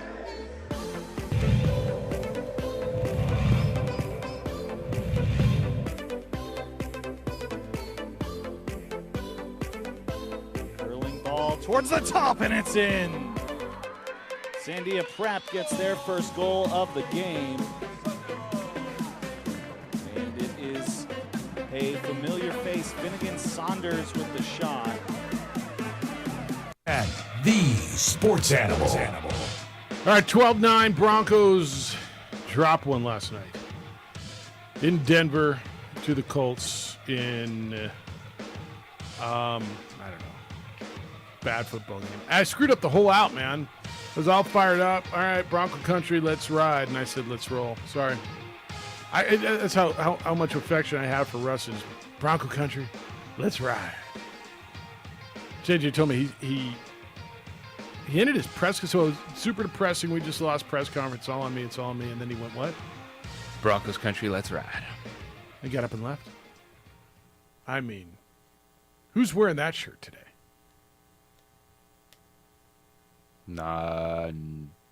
Colts fans? Yes, they are. Yes, they are. They rode back on their plane, all fired up. All right, 505-246-0610, 888-922-0610. Emails have been coming in this morning. Jeff at sportsanimalabq.com. JJ at sportsanimalabq.com. Lobo Hobo says, waiting for Jerry's Virgin Hoe from Lobo Hobo. Have you not hoed with us before, Jerry? Once before, yeah. Yeah, so he's been... Well, I'm an old hand at it. Yeah, that's right. That's right. I do it in spirit with you every week. Appreciate that. Makes it feel like Friday, doesn't it? It's Friday. Carl says Lobo football 2021. That's last year. Equal Wyoming 2022. Does this sound familiar, Jeffy? The offensive line, thought to be the best unit on the club, going into the season, has struggled and now getting called out by the head coach. Yeah, it sounds familiar. Give me an offensive line in America right now. This is what I'm telling you. In the NFL and college football, JJ, the offensive line is the most A, underappreciated group in football. B, I would tell you the most misunderstood, or maybe better phrased, least understood position in football. The C, regularly most injured position or group in football. And potentially ABCD, the most important group in football. Any of those wrong? No. The hub. That's where it all goes through. And so I just, we sit here and talk about line play, and, well, we just got to get better on the line. Obviously, it's really hard. Obviously, it's really hard to find guys, A, at that position that are doing it, and keeping them healthy, and can do it at a level. And the guys on the other side have gotten bigger, faster, stronger. The schemes have gotten more complex. I mean, you got now defensive ends that are running, 4.5s, coming in at 6'6", 280. Look, the advantage now is on the defense. Offensive lines everywhere struggling in football. David's in on Russell Wilson. He said, Jeff just rewatched the Super Bowl interception Wilson threw against the Patriots, and I'm reminded of what a horrible throw that was. Yes, it was a good defensive call by the Pats to have Butler come to the ball. However, if Russell put that ball where any average quarterback is supposed to put the ball, Butler would have had no chance to make a play on it. That pass is supposed to be down and on the inside hip of the receiver, so the defender has no chance to make a play on it. Even if Butler was nowhere near the play, the pass would have been incomplete because it was so off target. The point is that, in my opinion, he's never been a great passer. I know stats will tell you something different for part of his career, but stats for quarterbacks these days mean nothing to me. For years, that defense and a great running game protected him in Seattle, and now he's showing that he's way past his average prime. Lucky for me, I'm not a Bronco fan, but my team has its own quarterback issues. Dave. I don't know that he's totally wrong on all of that. So were we all fooled by Russell Wilson? I'm just telling you, we get fooled by a guy who wins a Super Bowl. Were you Right. fooled? Like if we're running down the list, I never thought he was. I don't great. think thought he we was never good. elevated Russell Wilson to like elite status. We never put him there with Aaron Rodgers, No. Tom Brady, those guys. But we didn't think it was Joe Flacco. But that's why we're talking this morning. Yeah, I never thought he was great. I thought he was good. He won a Super Bowl, and so he got paid, and he got elevated to that status, like Joe Flacco was for a couple of years, and then Joe Flacco was still Joe Flacco. But everybody's like, well, wait, what happened to Joe Flacco? Well, he's still the same dude. He had a really good year. Joe Flacco was never horrible. Flacco was never great. Joe Flacco was good with an elite defense, and they won a Super Bowl. But when you win one, you just there's this perception, you just get elevated to that place. So was that it? Because it felt like it was more than just a Super Bowl win. It was. Like So when we they were had talking a about run. Russell Wilson. They had a run. No, he was He's there 33. twice. He's not 38. Well, but a lot more people are telling you there's warts on this quarterback that we all got people eyes. want to acknowledge. We all have eyes, right? And look, I was just having this text conversation with Ned. I asked him, is he done? He said, it's too early to tell. I like to give a guy at least half a season. Well, we're 5 games in. Half would be, 8.5?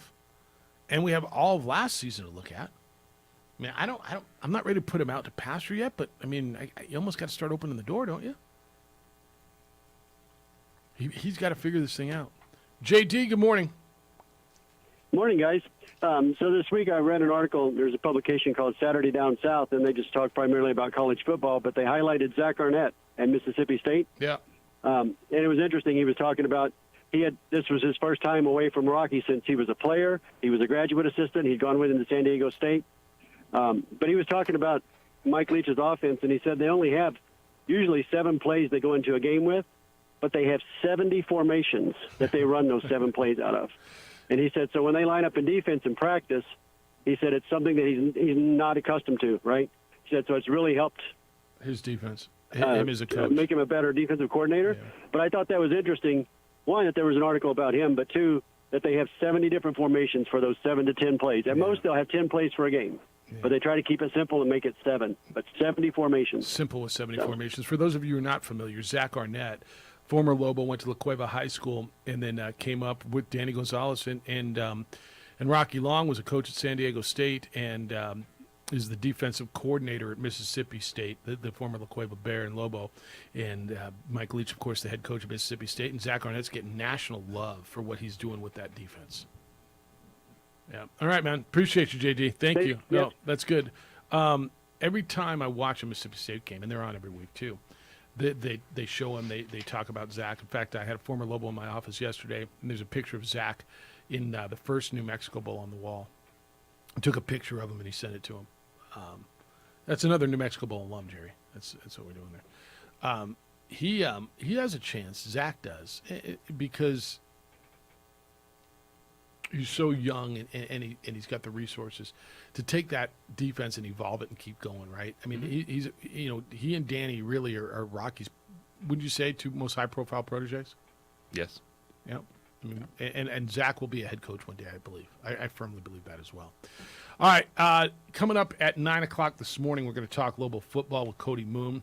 The linebacker from Volcano Vista High School is having a really, really nice season for the Lobos. Big game tomorrow out at University Stadium. It will be the Lobos and Wyoming Cowboys, a big game for both of those teams. 5 o'clock kickoff out at University Stadium and over on News Radio KKOB. Your computer systems, as you know, in business are vital to the success of your business.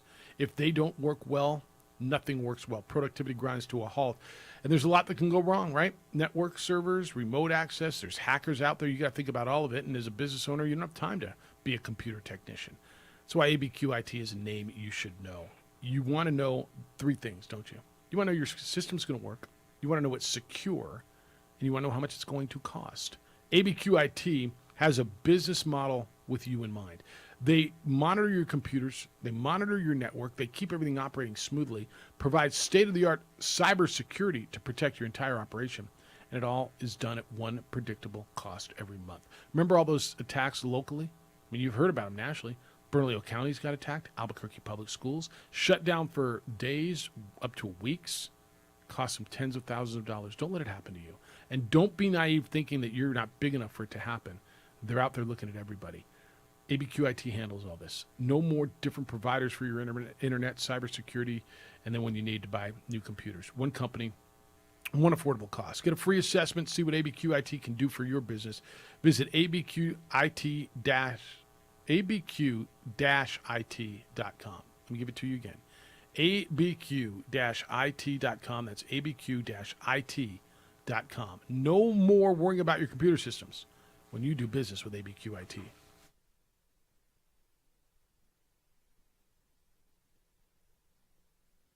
We would like to thank the following sponsors for making this broadcast possible.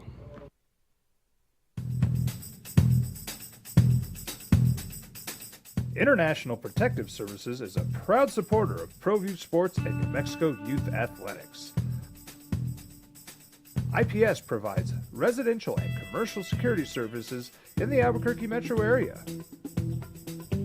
For more info, please call 505-897-2420 or visit internationalprotectiveservice.com. We would like to thank the following sponsors for making this broadcast possible. Everguard Roofing and Solar. For nearly 20 years, Everguard Roofing and Solar has been working with New Mexicans to enhance their homes and businesses. For all your roofing and solar needs in New Mexico, call 505-821-9543.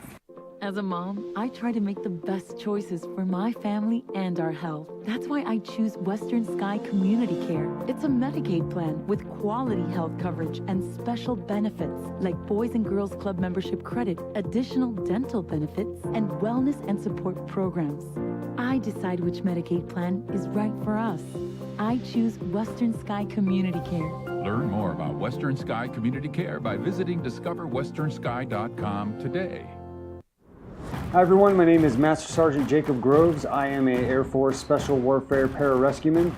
Air Force Special Warfare are proud supporters of ProView Network and New Mexico Youth Sports. Air Force Special Warfare operators are critical thinkers. They maintain a high level of fitness, they take initiative, and they don't quit. For more information on Air Force Special Warfare, contact me at the number listed below. U.S. Air Force Special Warfare are proud supporters of ProView Sports.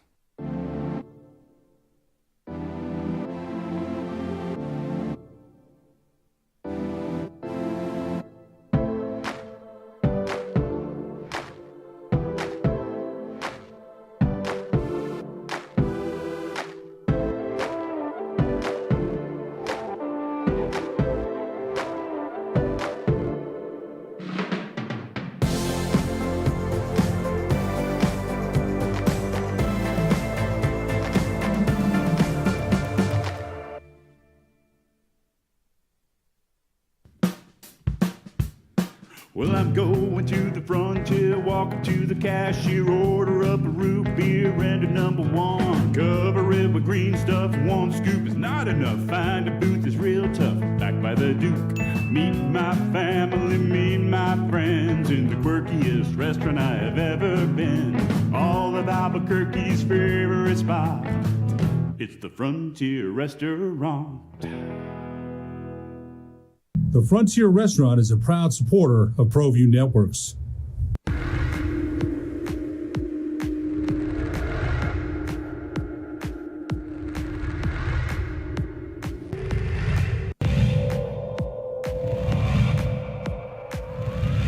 Bouncing into each other. I think Ella Chavez, the setter, was probably the one who should have had it. Oh, blocked up at the line and falls in perfectly. The Sartans.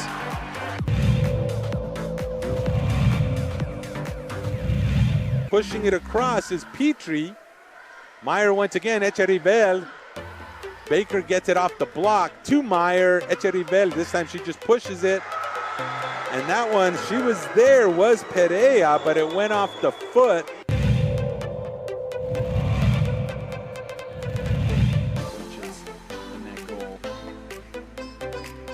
Sartans have possessed the ball in the offensive zone a lot in dangerous spots just like this. Devaney with another shot and another goal.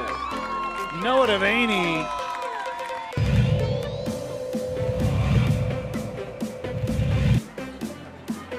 So this to the back line. It's Maya Bach Vaca. Oh, what a cannon. Del Greco with authority from the front.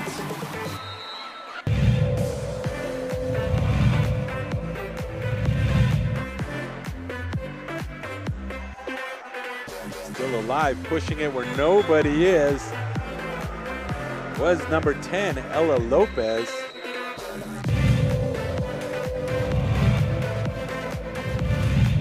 Less than half of his passes make it last time. He's successful so far. He's looking, and what's the route there? As Garris is in for a touchdown. And you said they're going to go to that over and over again. Yep. He had two options open there and a little post wheel on the left side, and the post was wide open as well.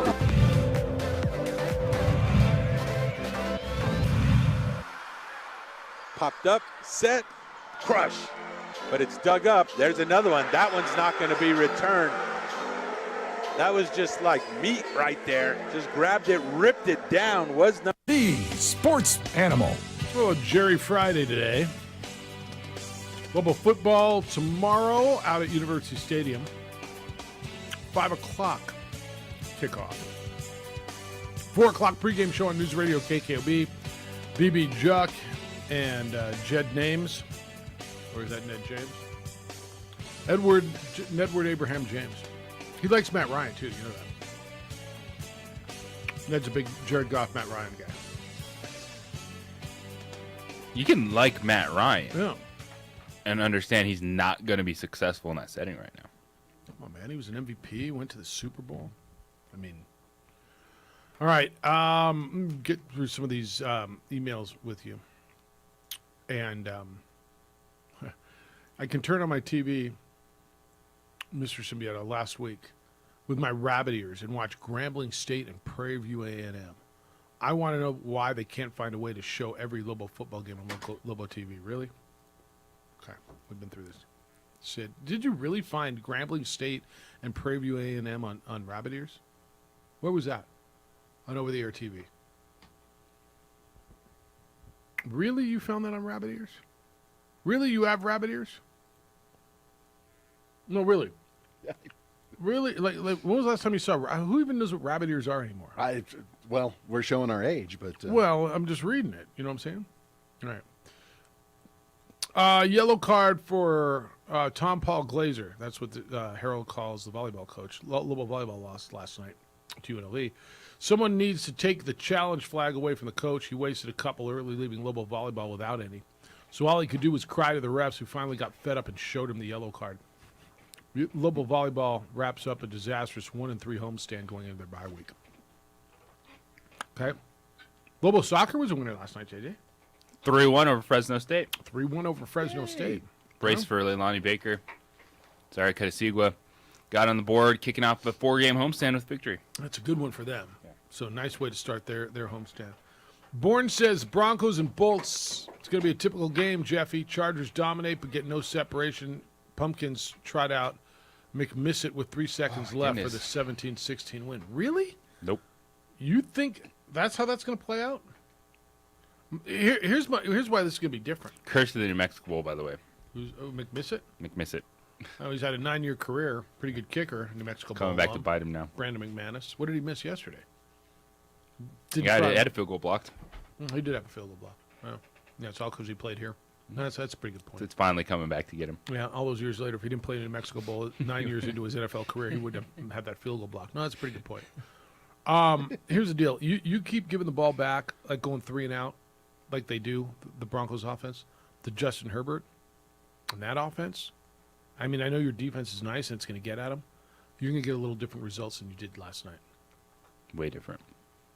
Richard says, does Russ Wilson equal Chris Bryant? Jeff, did you watch JJ's Club last year and think, wow, Pumpkins have all the pieces. They're only an overpriced quarterback away. Yeah, kind of did. A lot of people did. I didn't think they were only a quarterback away from going to the Super Bowl, but I thought they were a quarterback away, this quarterback away from being a playoff team.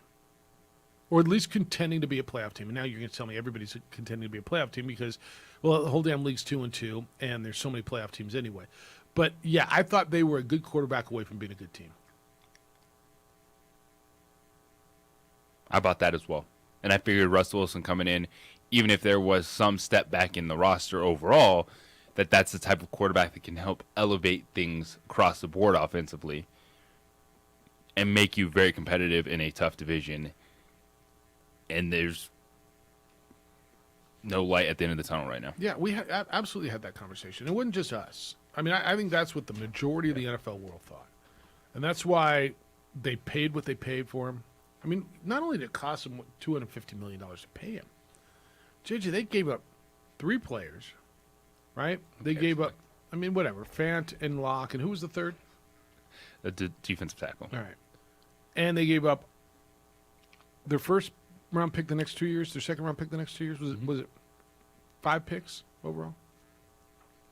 I mean, they unloaded. They invested in this guy. All right, when we come back, it's all about football. Cody Moon is having a heck of a year.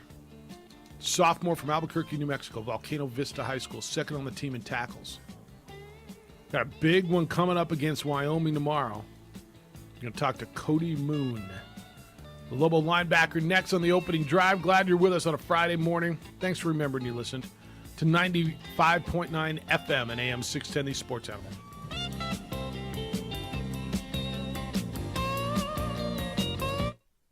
We would like to thank the following sponsors for making this broadcast possible.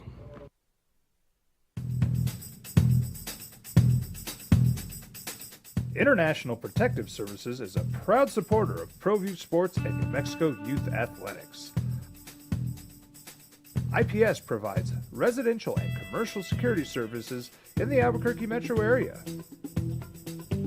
For more info, please call 505-897-2420 or visit internationalprotectiveservice.com. We would like to thank the following sponsors for making this broadcast possible. Everguard Roofing and Solar. For nearly 20 years, Everguard Roofing and Solar has been working with New Mexicans to enhance their homes and businesses. For all your roofing and solar needs in New Mexico, call 505-821-9543. As a mom, I try to make the best choices for my family and our health. That's why I choose Western Sky Community Care. It's a Medicaid plan with quality health coverage and special benefits like Boys and Girls Club membership credit, additional dental benefits, and wellness and support programs. I decide which Medicaid plan is right for us. I choose Western Sky Community Care. Learn more about Western Sky Community Care by visiting discoverwesternsky.com today. Hi everyone, my name is Master Sergeant Jacob Groves. I am a Air Force Special Warfare Pararescueman. Air Force Special Warfare are proud supporters of ProView Network and New Mexico Youth Sports. Air Force Special Warfare operators are critical thinkers. They maintain a high level of fitness, they take initiative, and they don't quit. For more information on Air Force Special Warfare, contact me at the number listed below. U.S. Air Force Special Warfare are proud supporters of ProView Sports.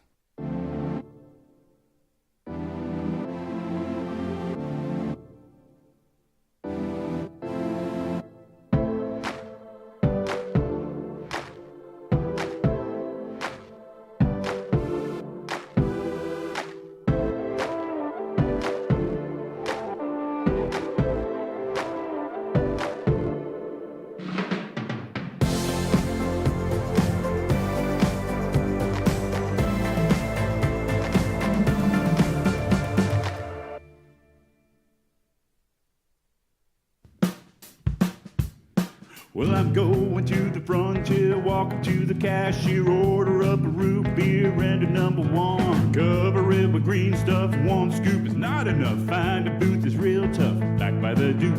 Meet my family, meet my friends in the quirkiest restaurant I have ever been. All of Albuquerque's favorite spot, it's the Frontier Restaurant. The Frontier Restaurant is a proud supporter of ProView Networks.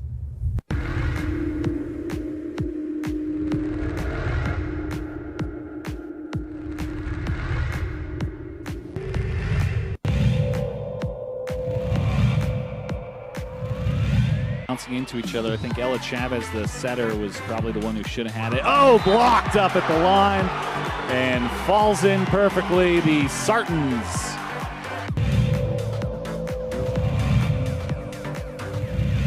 Pushing it across is Petrie.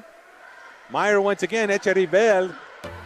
Baker gets it off the block to Meyer. Echerivel, this time she just pushes it. And that one, she was there, was Perea, but it went off the foot. In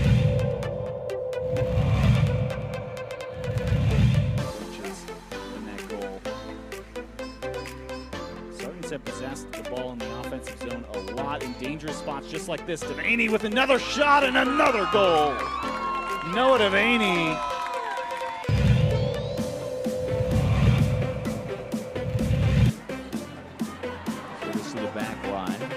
Baca. Oh, what a cannon. Del Greco with authority from the front.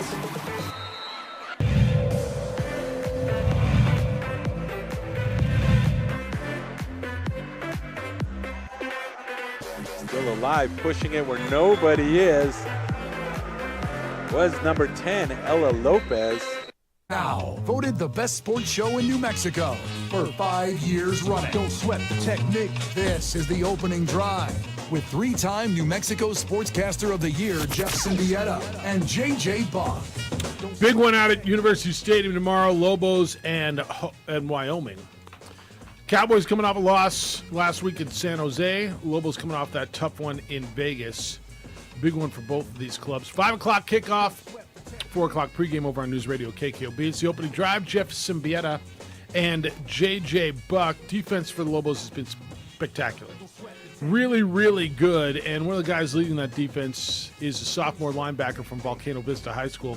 Cody Moon is second on the team in tackles, leading the team in sacks, leading the team in tackles for loss, and just off to a wonderful start of his sophomore season. And he joins us this morning on the opening drive. Good morning, Cody. How you living?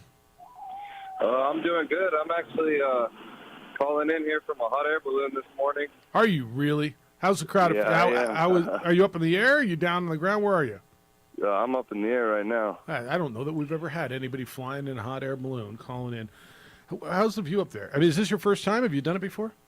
I've done it a couple of times before. My family kind of has had balloons growing up, so I've done it a couple of times. How's today compare? I mean, it's a beautiful, cool day. It somewhat feels perfect for it, doesn't it? Yeah. That's cool. Cody, how about tomorrow? Finally got to fly today. Yeah, no, I'm glad you guys got up in there. Hey, how about tomorrow? This is big, and I don't think it's lost on you guys. You know, Wyoming's going to be looking at this because New Mexico's beaten them the last 2 years. From your perspective, is this any bigger than any other game, or is it just the next one up?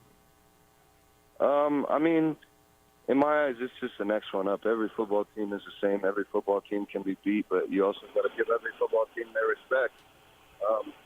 We've been lucky enough to beat Wyoming the past 2 years, so we got to know that they're not going to come out there just ready for us to be beat. So we got to be ready to play the game and just be on our game and play tomorrow the way we know how to play. Does it get frustrating the way the defense is playing? Do you guys get frustrated with the offense, or is it you just know at some point they're going to come around? I mean, it can be frustrating at times. There's a lot of emotion in this game, as we all know. But they're all our teammates, and we got to have each other's back at times.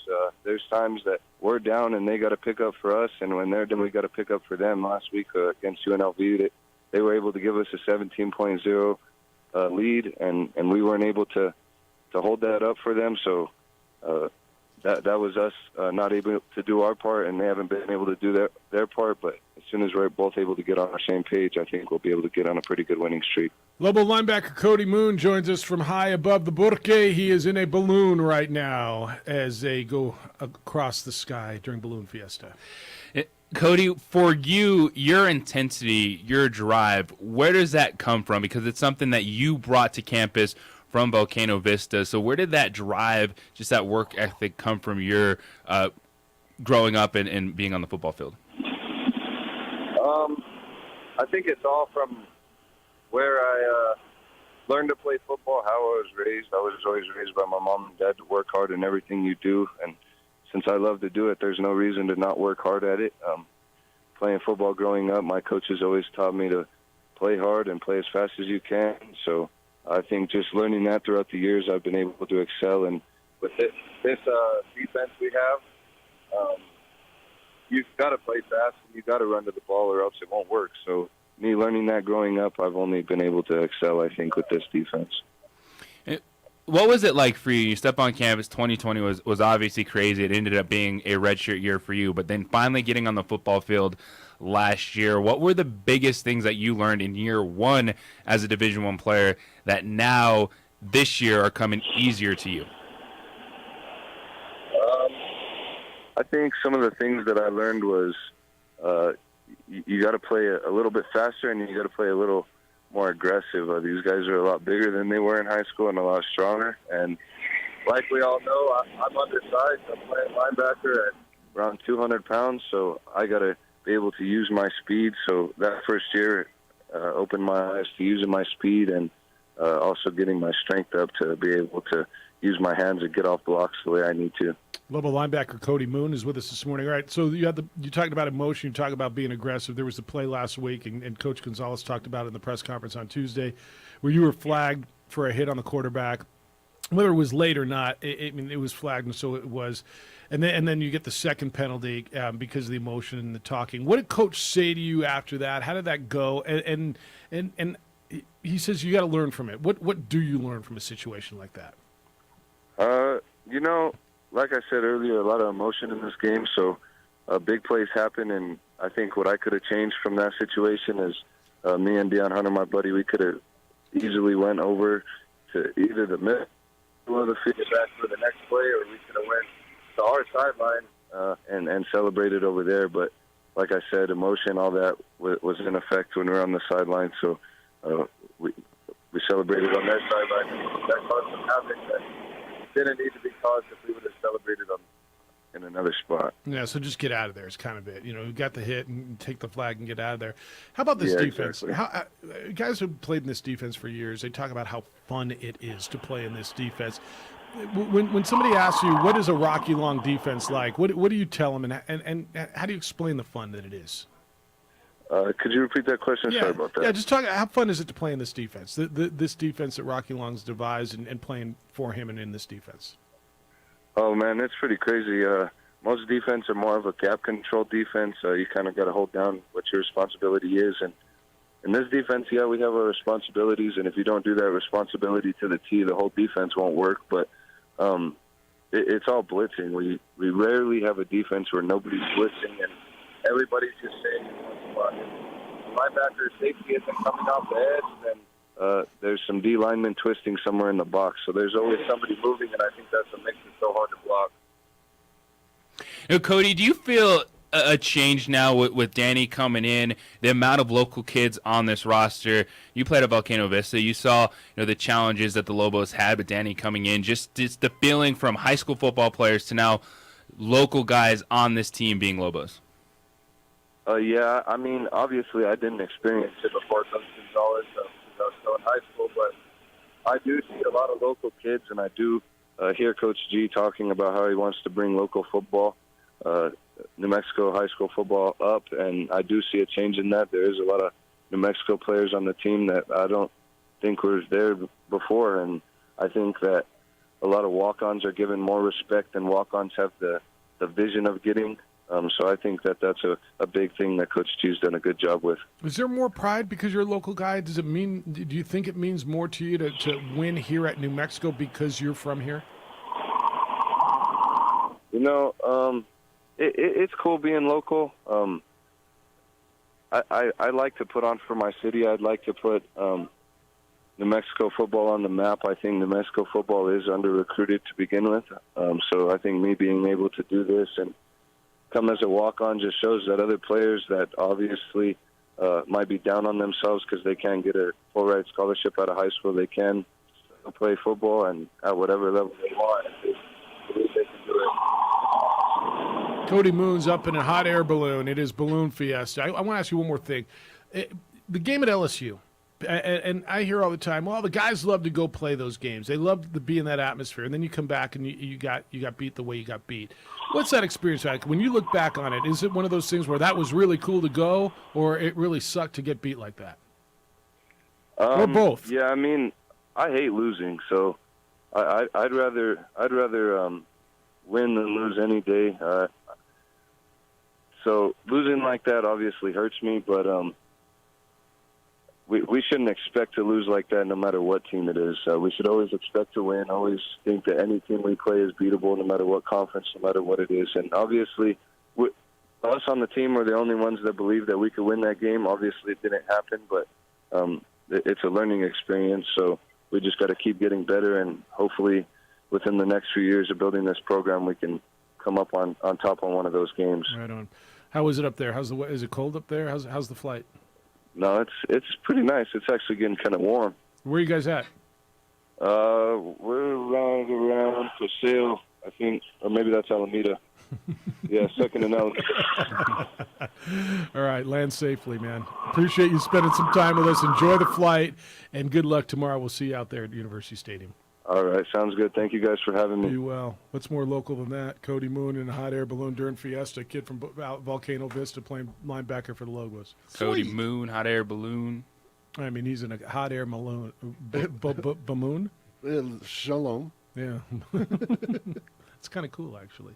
All right, you can respond to that. Cody said, I wanted to ask about the hit and just, not what went into it. I mean, it was a football play. But what do you learn from it, right? Coach Gonzalez said this week, he's going to have to learn from it. So here's the young man who had that hit and got fight. It was 30 yards in penalties, JJ.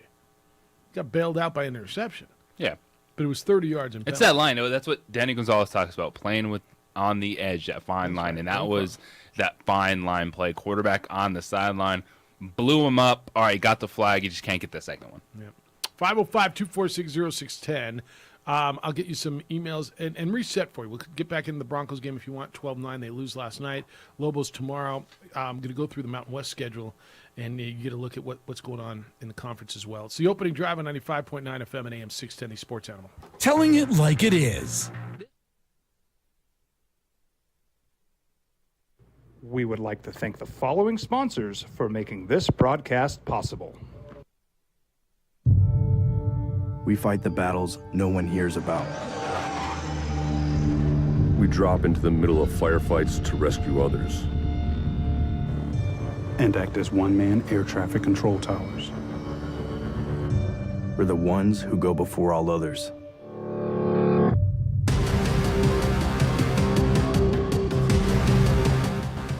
U.S. Air Force Special Warfare are proud supporters of ProView Sports. These are more than just the sounds of a safe place to go after school. These are the sounds of interest being ignited and of mentors making an impact. At Boys and Girls Clubs, we don't do just one thing. We do whatever it takes to meet the needs of every kid who comes through those doors. Because whatever it takes is what it takes to build great futures. Great futures start here. As a mom, I try to make the best choices for my family and our health. That's why I choose Western Sky Community Care. It's a Medicaid plan with quality health coverage and special benefits like Boys and Girls Club membership credit, additional dental benefits, and wellness and support programs. I decide which Medicaid plan is right for us. I choose Western Sky Community Care. Learn more about Western Sky Community Care by visiting discoverwesternsky.com today. Hi everyone, my name is Master Sergeant Jacob Groves. I am a Air Force Special Warfare Pararescueman. Air Force Special Warfare are proud supporters of ProView Network and New Mexico Youth Sports. Air Force Special Warfare operators are critical thinkers. They maintain a high level of fitness, they take initiative, and they don't quit. For more information on Air Force Special Warfare, contact me at the number listed below. U.S. Air Force Special Warfare are proud supporters of ProView Sports. Well, I'm going to the frontier, walking to the cashier, order up a root beer and a number one. Cover it with green stuff, one scoop is not enough, find a booth is real tough. Back by the Duke. Meet my family, meet my friends in the quirkiest restaurant I have ever been. All of Albuquerque's favorite spot.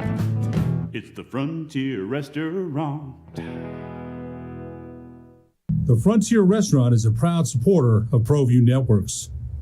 We would like to thank the following sponsors for making this broadcast possible. Don't sacrifice quality and flavor when you're in a hurry. Golden Pride offers ribs, fried chicken, green and red chili breakfast burritos, and Frontier Cinnabons. 4 great locations, or visit us online at goldenpride@abq.com. Golden Pride Barbecue Chicken and Ribs, proud supporter of ProView Sports Network.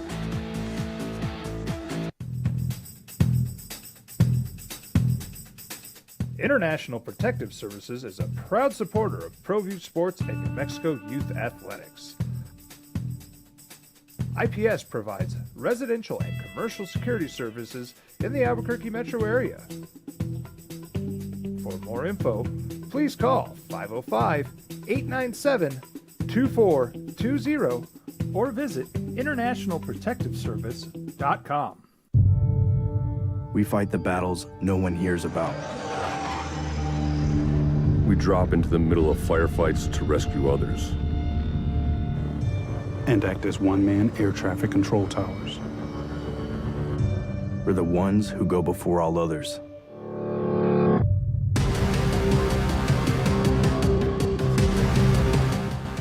U.S. Air Force Special Warfare are proud supporters of ProView Sports.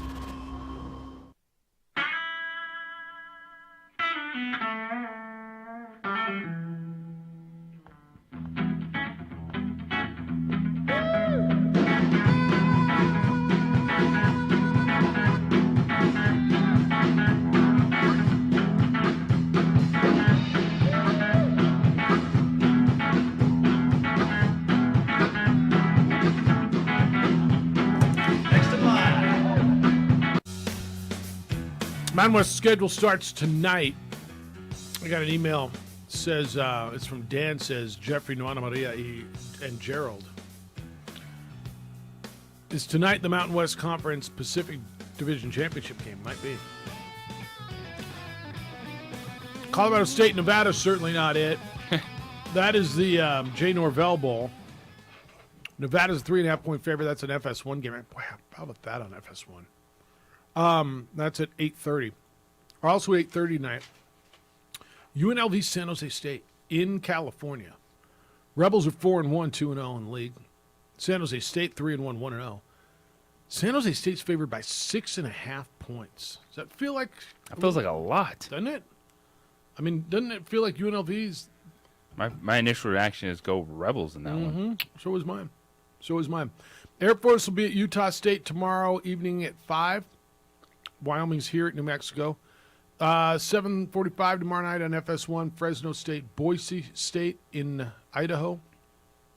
And then Hawaii at San Diego State to round things out tomorrow night. So that's your Mountain West schedule. Opening drive, Jeff, JJ, and Jerry on a Jerry Friday. Aggies are off this week. Bye. They get the Lobos next week. I'm sure, Rudy, that doesn't make you happy that the Aggies get a bye before they play the Lobos. It won't matter. Might not. Right, the way the Aggies. So there was an interesting story that I think kind of went by the boards about the UNLV game. Did you know that Donnie Martin played the second half with a partially collapsed lung? Dante Martin? The defensive back? The cornerback. Yeah, Dante. Yep, yeah. number 8. I did not know that. I didn't know that until Lobo Talk yesterday, and Danny was talking about it, and they first thought that he had maybe cracked a rib or two on a hit, and he kept playing. He played the whole game, and they have those biometric meters that show your oxygen level and things like that. And despite partially collapsed lung, the kid still had like 97, 98% oxygen, so he played the second half. They found out later on an X-ray that he had actually partially collapsed the lower lobe of his, I think, left lung. Man, you talk about toughness that they're building into the program. That's pretty tough. I don't know if it gets any tougher than that. What did Danny say? You're not going to come off the field unless you're damn near dead, right? Apparently so. I mean, but that's a mindset too, and that's why I think UNM is such a dangerous team this weekend. And I think you can translate that over to the offense. We just need some guys to be mentally tough and sustain some blocks and they're going to be okay. I thought after watching a lot of Mountain West football, I think UNLV is actually going to go into San Jose and win that game. I do too. They got a really good team, and I think they have a better quarterback. Brumfeld is a really good quarterback. We thought, UNM thought if we hit him a couple times he might back off, but he didn't. Well. So I'm going to go. If I had to go lay a bet, I'd take UNLV in the points.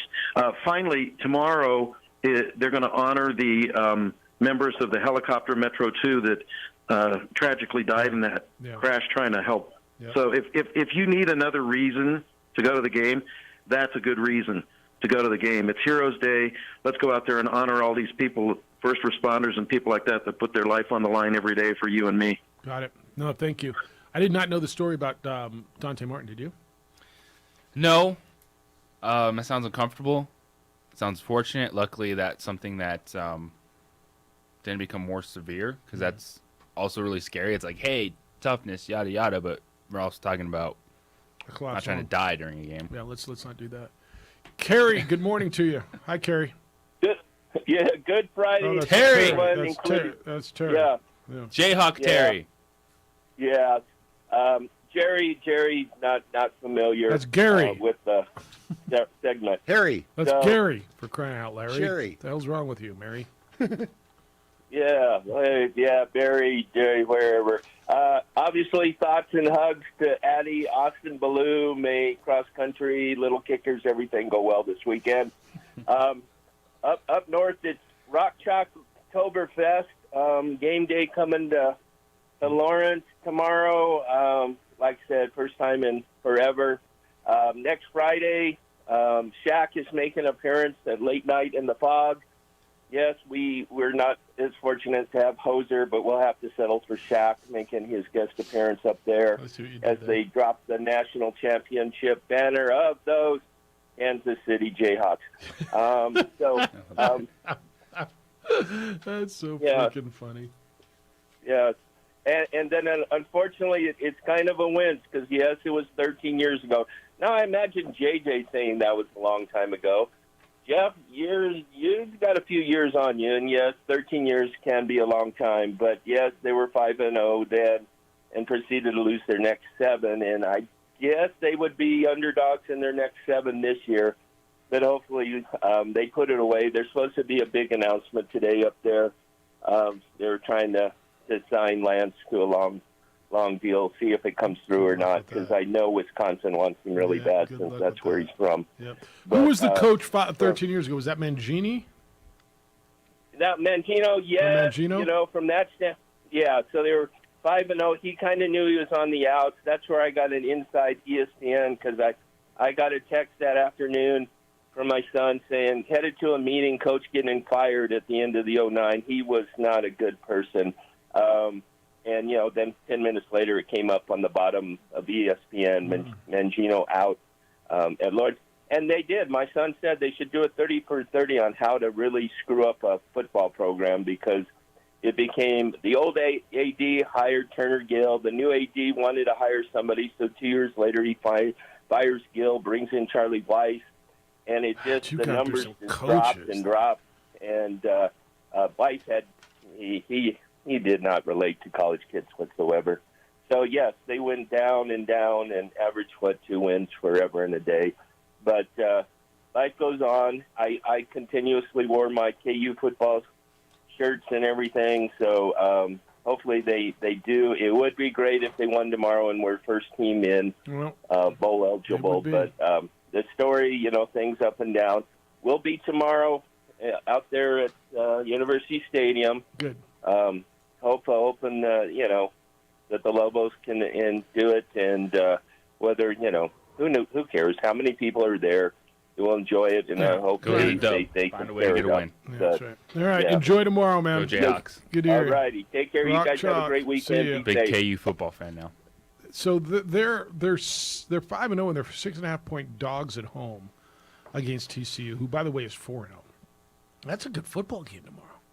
That's my early game on FS1. So I get the end of it after cross country tomorrow.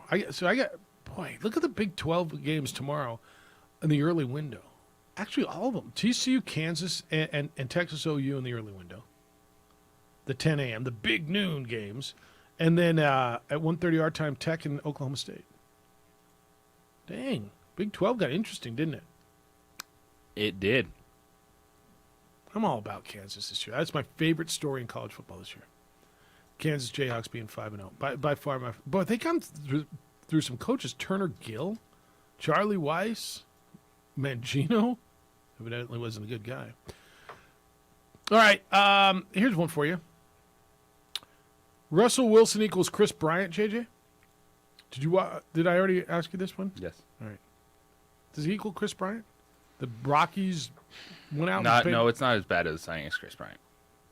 Like, it looks bad right now, but Russell Wilson made sense. Chris Bryant didn't make any sense.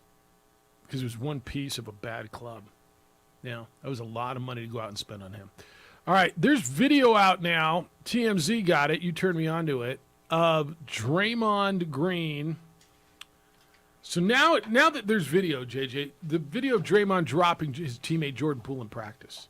Now you think of it differently. Like you heard, he punched him. Now you've seen it, you think differently, don't you? Yes. They were chirping. Tell me if I described this wrong. But they were chirping.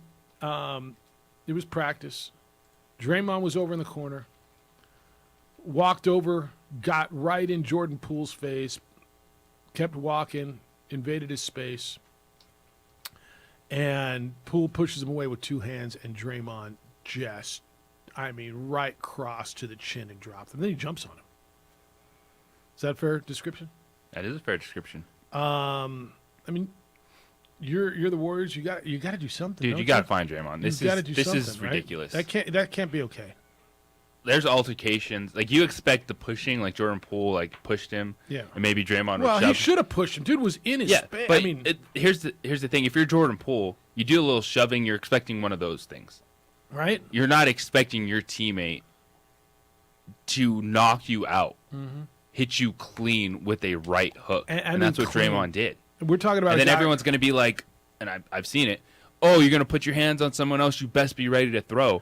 I do not think teammates are expecting someone to throw a punch. They're expecting, hey, that kind of shoving match. Like, hold me back, bro. What are you doing? Why are you doing this? Draymond got him.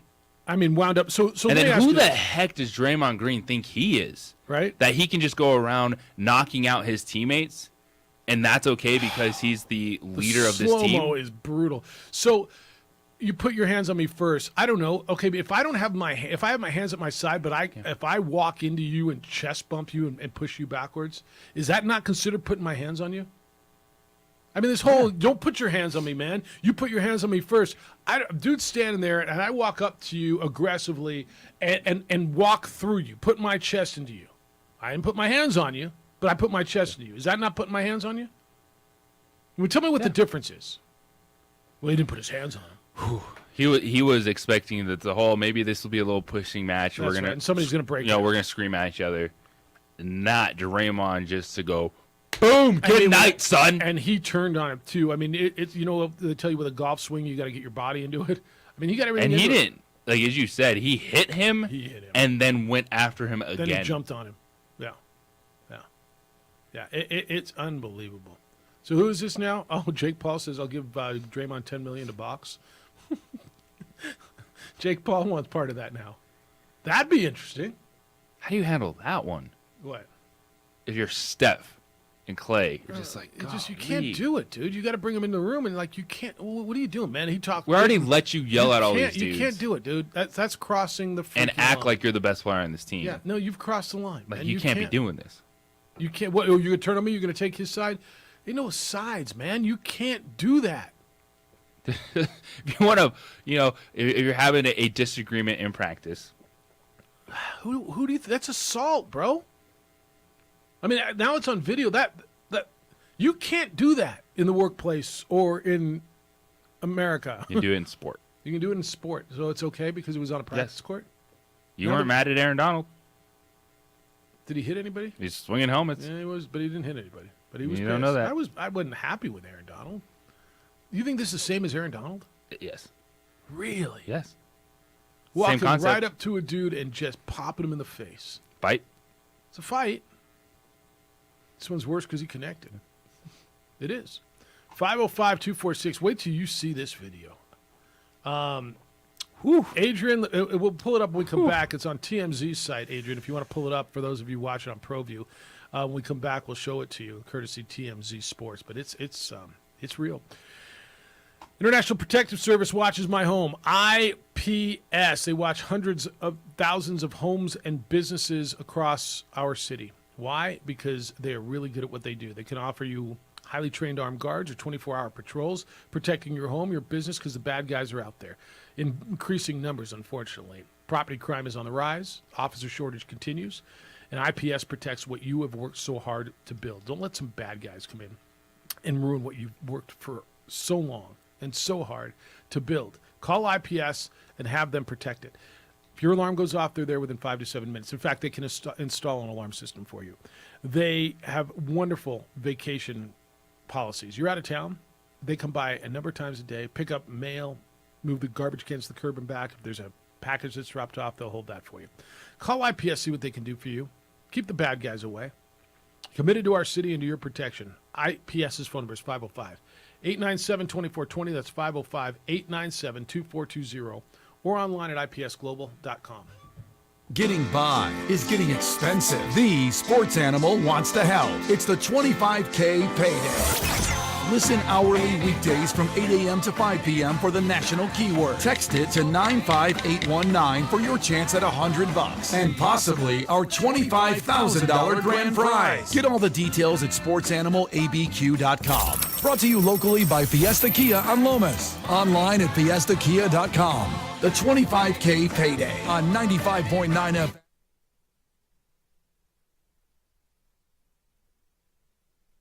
We would like to thank the following sponsors for making this broadcast possible.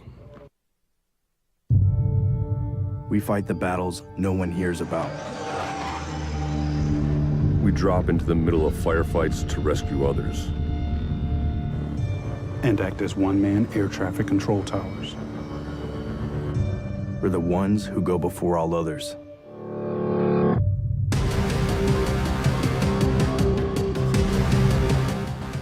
U.S. Air Force Special Warfare are proud supporters of ProView Sports. These are more than just the sounds of a safe place to go after school. These are the sounds of interest being ignited and of mentors making an impact. At Boys and Girls Clubs, we don't do just one thing. We do whatever it takes to meet the needs of every kid who comes through those doors. Because whatever it takes is what it takes to build great futures. Great futures start here. As a mom, I try to make the best choices for my family and our health. That's why I choose Western Sky Community Care. It's a Medicaid plan with quality health coverage and special benefits like Boys and Girls Club membership credit, additional dental benefits, and wellness and support programs. I decide which Medicaid plan is right for us.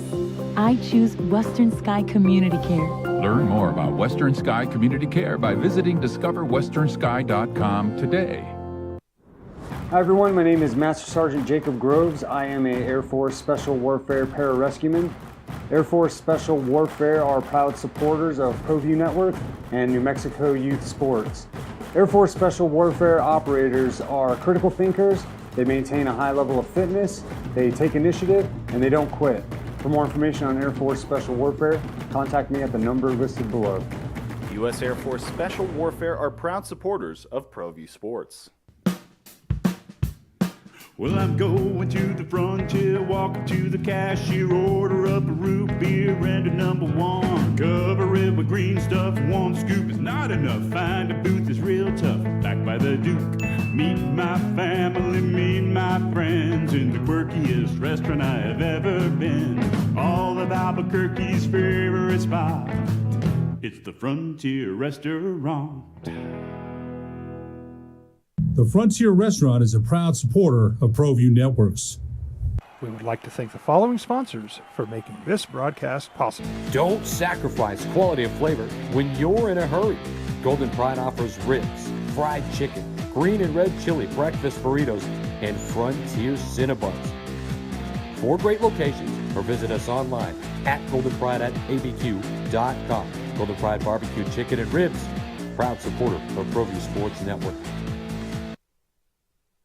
And AM 610, the sports animal.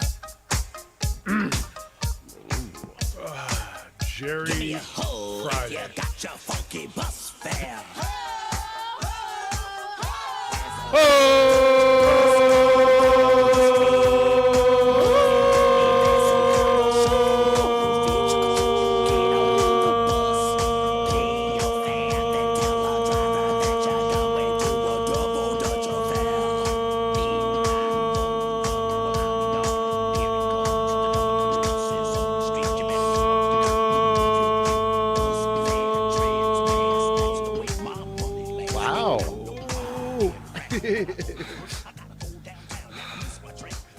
Now, was that mostly JJ? No. You were there he too. He was just close to the mic. Oh, okay. I pushed the mic away when I see. go. Okay. It just seems like it's a little loud. I got a lot of this paper over there. Yeah. Feel like Friday now? Now I want to go up in a balloon with Cody Moon. That's kind of my now bucket list thing. I want to go in a balloon with Cody Moon in a balloon. Cody Moon jumped over the moon. Live on the air? Live on the air. Yeah. Yeah. You think Gabe Marie's all right? Her team-in-law escaped last night. They were at the game. Now, how does she feel about it? Is she going to be rubbing it in? No. They're like. Or does she team. support her husband? They're newlyweds, so they're supportive. That's her team-in-law. Team-in-law. Yeah. Yeah. So they're into it. All right. The video. This is crazy. All right. So first of all, Draymond drops Jordan Poole the other day, and the video's out on TMZ. So Jake Paul, the boxer, the promoter, what is he? And if you're watching on ProView Networks, you're seeing it now. Adrian's showing it, and can you see it, Jerry? Oh, you don't have the feed in there, do you? I'm watching on yours. Okay, yeah, it's pretty crazy. How Draymond just walks up, and you can see them talking. And Jordan Poole wants none of it, man. Jordan Poole's just trying to watch the thing, and and Draymond walks up to him, gets in his face, chest pushes him, and just gets dropped. I mean, it's in an instant, and Draymond pounces on him. Wow. So Jake Paul said on Friday that he wants to get Draymond in the ring. That'll give him $10 million to maybe fight Darren Williams. JJ, Darren Williams, the guy who dropped Frank Gore recently, right? Is this the new career? Yeah. I think we've all sat around and wondered how this Draymond thing has worked for all these years. And you said it yesterday, and I think you're so right. He works on that team and probably doesn't work anywhere else. They've got stars. They got guys who can score. He doesn't mind doing the dirty work. He's a terrific defender. He's a really good rebounder. Like, he's a world-class defender, right? He is. And he's a very good rebounder. And so obviously it fits. And he's been a key part of all of those championships. Like, I'm not telling you he's just riding along. Now, would they win without him? Yeah, possibly and probably. But he is a key part of what they do. But I don't care who the hell you are, you can't go dropping a guy in practice. Like in your workplace, you have a disagreement. There's one person that can do that. One. Who's that? His name is Michael Jordan. Did he do that? Did he drop a guy like that? I guess he did. Punch Steve Kerr, right? I guess that's what Steve Kerr says, yeah. So what does Steve Kerr do with this now? Steve Kerr's the head coach here. There's got to be a fine from the organization. It's on. This is on Steph and Klay Thompson, but mainly Steph. As leaders of that team, they got dragged into this, right? They go, Dre, we give you a huge runway to be the vocal guy, to be, the one that's poking at everyone, to be the one that's lighting that fire. What was said that would push Draymond to the point where instead of just trying to check his teammate, get in his face, have a screaming match where he wanted to turn his lights out? So what if the response is, what do you mean you give me leeway? Who the hell are you to give me leeway, man? What makes you any better than me? I'll do whatever the bleep I want. Then I'd say, Dre, take a timeout. Check yourself. Now, who the hell you think you Understand. Who are you? I'm the best player in basketball, and you're riding my coattails, Dre. You want to have this conversation right now? I will trade you to Brooklyn. I will trade you to Brooklyn. You're going to Minnesota. I will swap you for Ben Simmons tomorrow, Draymond, so chill out. Mm-hmm. We're going to Orlando. Now, Orlando, the weather's too nice. You're going to Minnesota. You're going to, Detroit might be good. Cleveland might be good. Those are places you could send them to Siberia. We're Siberia now with the NBA. I will send you to Utah, Draymond. Do you want to go play for the Utah Jazz? That's right. That's exactly the answer. Do you want to be in Salt Lake City? That's exactly the answer. They got an ass Slow load. They got an ass load of yourself picks. That's right. Yep. Down. Yep. Simmer down now. That would be yes. He not. I mean, I don't know. Barstool kind of says it exactly the way it is. Yes. Draymond knocked the living bleep out of Jordan Poole. And like that's so much more than just it's tough, teammates, practice, get over yourself, stop being soft. Like that, I don't see what message that sends other than. Let me ask you this: like everyone's scared of Draymond now? Like what are we doing? Let me ask you this: if the NFL had that rule where the NFL says they can't do anything at practice, can the NBA, or is it the same thing? Don't have that answer for you. All right. Robert says, hey, I don't have a problem with him lighting his jaw up. Sometimes these youngsters come in the league and you have to show people who's boss. Big deal. No, you don't, man. Whatever. Like this punch, this is what you do, right? Man up and just punch you in the face. Let's have this conversation. Sucker punch you in the face. You know, and I think you're right on Jordan Poole. Like if he'd have expected a fight coming, like maybe he could have got out. Like there's no way he expected. Got to punch every young person in the face. Like, there's no way he expected to get punched. Whatever. You watch that video. He chest bumped him, pushed him away. There's no way Jordan Poole was expecting a right fist coming flying at his chin, and it came in a heartbeat. And if you watch the slow mo that they keep showing you, Draymond put every bit of Draymond into it. Like he was coming off the floor with his back foot. I mean, lit his ass up. How does that? And especially between like those guys, like Jordan Poole, 6th man, really important contributor to that team. People are saying this is Jordan Poole has been acting differently. What does that because mean? he's gonna get paid. So he's and been a little next cocky. up for a contract. He's a little full of himself. Is that okay? And so I guess that's what you have to do is sucker punch your teammate to put him in place. I'm going to knock you back to where you came from. Don't forget who you are. I get it, man. I'm going to knock you back to rookie status. Man's game. That's all right. That's what we do. All right, then. I'm with Rob, then. Young punk deserved to get his ass kicked. Some dude trying to rob you at a 7-Eleven, your teammate in practice. He lit him up, too, man. I mean, off the floor. It's insane. All right. How, like, because obviously it's a game of emotion. As Cody Moon would tell you. Thank you, Cody, flying high over. And you're going to get into it. Been there, done that. But isn't that one where even, like, how could you... I guess it's easy for people to wrap their minds around it. Like, yeah, I've been there. Just punch my teammates practice all the time. Yeah, that mess used to happen back when I played for Coach Gentry. Okay. Yeah. You can't be knocking dudes out, dude. You can't be knocking guys out in practice. So you think that's Steph and they have to address it, man, because what does Steve Kerr do? Like, same thing. Sit down. Like, just sitting in that room going, Dre, like, we understand your energy, what you mean to this team. Your defense, when we are all together, we are the best team in the NBA. Coach, that punk ass got to go. It's him or me. You can't be knocking out your teammates. You get in a little shoving match, a homie back, brouhaha that we've seen. Okay, that cocky you little just MF. Can't be throwing. Coach, right. That cocky. I can't live with that cocky little MF. He ain't that damn good. It's him or me. And the answer is don't make that decision, Dre. I don't think Dre would go there. I think you can have. I think it's just a bad moment for Draymond. Like, I don't think he'd come in and say, no, it's him or me. It's him or me. But you'd have to address, like, all right, Draymond, we let you stand there and scream in the face of Kevin Durant, who's a better player than you're ever going to be, ever. No, we let you set the tone. That's a line you cannot do that again. Put your hand on a teammate. I'm sitting your ass down for some games. Like, it's going to that point. Like, it's going to cost you money. Yeah, like that's what we got to do, because you're a spark plug. You're a fire starter for this team.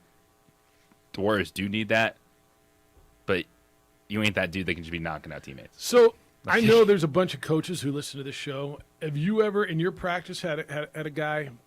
I know it's not the NBA level, but have you had a guy punch another guy? I know I've coached. We've all had pushing matches in practice. Hey, enough, idiots. Run. Get on the line and run. That's what we used to It's do. that one you're like, all right, I got him to the edge. Well, that's all Now right. let's go. And that's all right. Run And it that out. guy would push him, and we Yeah. put him on the line, and let's run. Let's go. And we go, come on, man. No, run. Let's go. Oh, you didn't do it in 30 seconds. Do it again. Right? But have you ever had a guy knock another dude out? And what do you do with him? I know there's situations out there where it's happened. 505-246-0610. We'll wrap it up, head into the weekend with that next on a Jerry Friday on the opening drive on 95.9 FM and AM 610, the Sports Animal. This Boomer Science with CBS Sports Minute. For the fourth time in as many years, baseball International has Protective Services is a proud supporter of ProView Sports and New Mexico Youth Athletics. IPS provides residential and commercial security services in the Albuquerque metro area. For more info, please call 505-897-2420. We would like to thank the following sponsors for making this broadcast possible. We fight the battles no one hears about. We drop into the middle of firefights to rescue others. And act as one-man air traffic control towers. We're the ones who go before all others.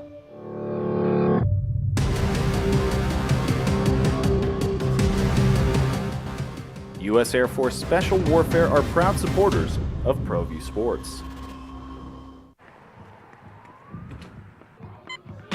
These are more than just the sounds of a safe place to go after school. These are the sounds of interest being ignited and of mentors making an impact. At Boys and Girls Clubs, we don't do just one thing. We do whatever it takes to meet the needs of every kid who comes through those doors. Because whatever it takes is what it takes to build great futures. Great futures start here. As a mom, I try to make the best choices for my family and our health. That's why I choose Western Sky Community Care. It's a Medicaid plan with quality health coverage and special benefits like Boys and Girls Club membership credit, additional dental benefits, and wellness and support programs. I decide which Medicaid plan is right for us. I choose Western Sky Community Care. Learn more about Western Sky Community Care by visiting discoverwesternsky.com today. Hi everyone, my name is Master Sergeant Jacob Groves. I am a Air Force Special Warfare Pararescueman. Air Force Special Warfare are proud supporters of ProView Network and New Mexico Youth Sports. Air Force Special Warfare operators are critical thinkers. They maintain a high level of fitness, they take initiative, and they don't quit. For more information on Air Force Special Warfare, contact me at the number listed below. U.S. Air Force Special Warfare are proud supporters of ProView Sports. Well, I'm going to the frontier, walking to the cashier, order up a root beer and a number one. Cover it with green stuff, one scoop is not enough. Find a booth that's real tough, back by the Duke. Meet my family, meet my friends in the quirkiest restaurant I have ever been. All of Albuquerque's favorite spot, it's the Frontier Restaurant. The Frontier Restaurant is a proud supporter of ProView Networks. We would like to thank the following sponsors for making this broadcast possible. Don't sacrifice quality of flavor when you're in a hurry. Golden Pride offers ribs, fried chicken, green and red chili breakfast burritos, and Frontier Cinnabons. 4 great locations. Cherry Friday on a Cherry Friday. JJ is going to be out at Albertsons. Where are you going to be today on Jerry Friday?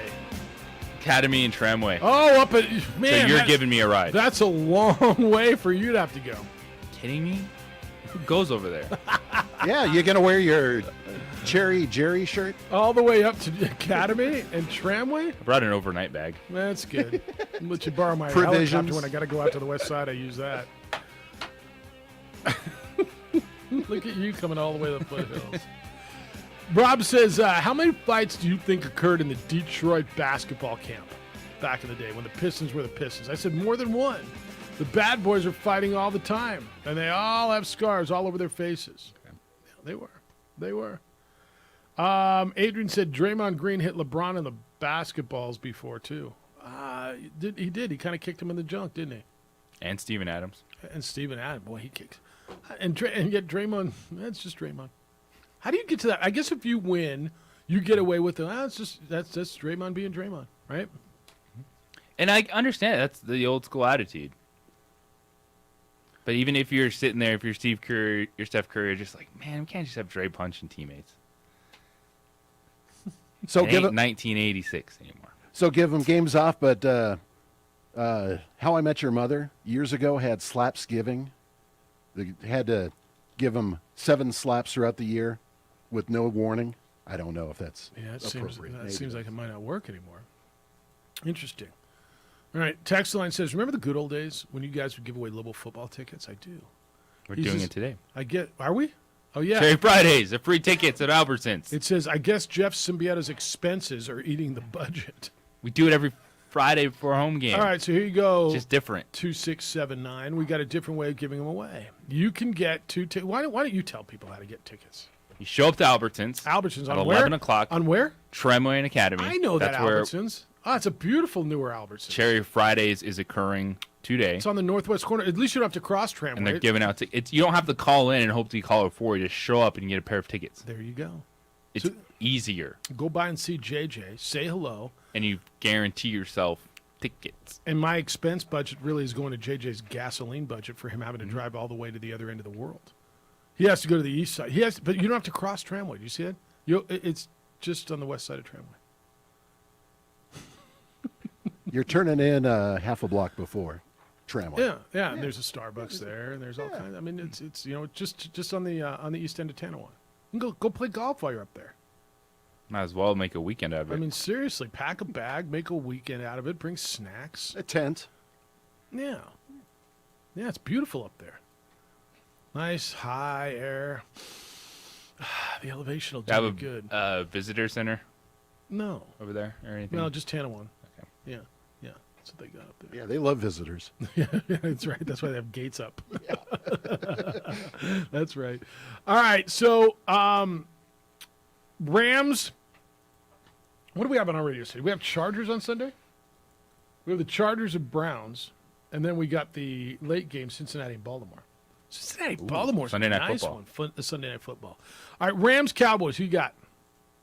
Rams are 5.5-point favorites. How about them Cowboys? Yeah, that's the best bet on the board, isn't it? Cowboys in 5.5. I mean, you know where I am with the Rams, but for crying out loud, 5.5. On the Cowboys to win, but I'll take the number. Bet the money line then on the Cowboys, whatever the money line is. I don't know. Eagles 5-point favorites on the road to the Cardinals. Eagles are. They're going to lose at some point. It might be next week. Feels like this game. You think this is the one? It's one of those ones you're just coming. You're loving the Eagles. This is great. Kyler Murray. Yeah. What you doing? And then we'll be sitting there Sunday afternoon going, "Well, how'd that happen?" Yeah. All right. Chargers Browns. Chargers 2.5-point favorite on the road against the Browns. Chargers. I don't know if Keenan Allen's going to be back. Justin Herbert's still playing with the rib injury, although playing pretty well. This is all Chargers, isn't it? 2.5's not enough here, is it?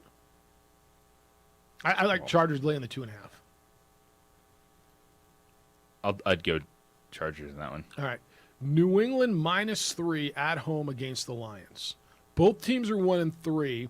We don't know if Mac Jones is going to play. I'm going to tell you straight up, Bailey Zappe's my starting quarterback. The Lions score points. I'm taking the Lions, not only to cover, but the Lions can't win this game. Right? Take your hard knocks out of here. And they're 3-point dogs because they're on the road. This is another one of those money line games where I'd look at. I like the Lions not only to cover. I like them, especially if Bailey Zappe's quarterback. Now, Lions defense stinks. Lions are scoring 40-something points a game, but they're giving up 40-something points a game, I think. But to your point, if this isn't one they can win, where are they going to win? 100%. All right. This should be a no-brainer, but I don't think it is. I think you're getting more Andy Dalton this week. Andy Dalton and Geno Smith. Seahawks at the Saints. New Orleans -5.5 at home. Saints are 5.5-point favorites. Seahawks are scoring a little bit. Like, do you like Geno in this spot? It feels. I think Seahawks cover, Saints win. Okay. Another field goal game. Well, when you look at the NFL, they're all close games. Teddy on the road and the Dolphins, 3.5-point favorites on the road at the Jets. Jets quarterback will be Zach Wilson. I saw you look at me like that. Ryan? Yeah, everybody's Ryan. Ryan? Who do you like? Dolphins. I'm there too.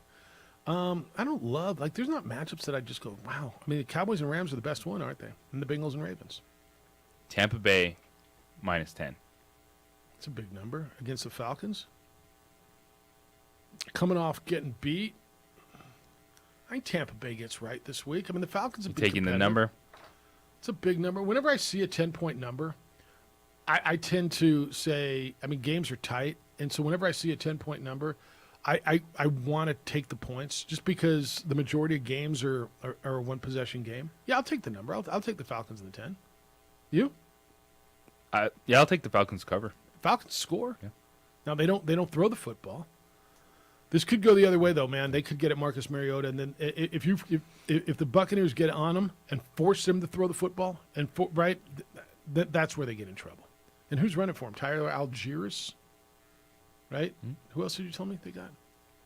Caleb Huntley. All right, good.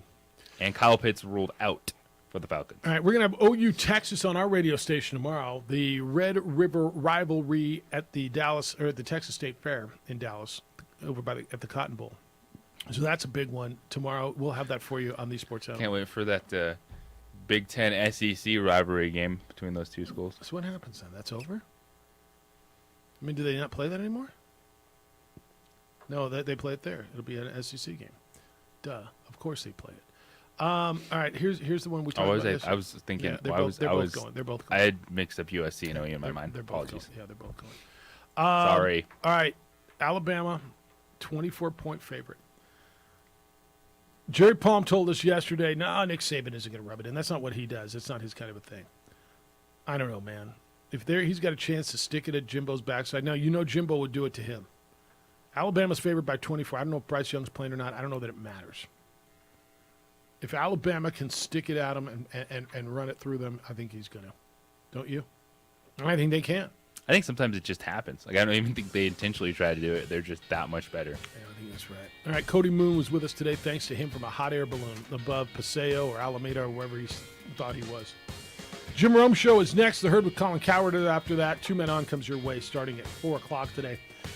We're back with award-winning radio for you at 7 a.m. on Monday. Jerry, thanks for filling in. Oh, my pleasure. Great having you here. Anytime. It was Jerry Thursday and Friday.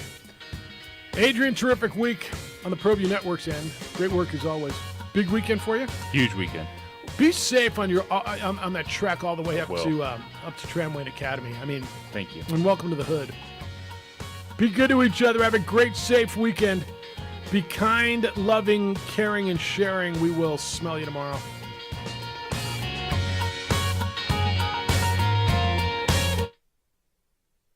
We would like to thank the following sponsors for making this broadcast possible. We fight the battles no one hears about. We drop into the middle of firefights to rescue others. And act as one-man air traffic control towers. We're the ones who go before all others.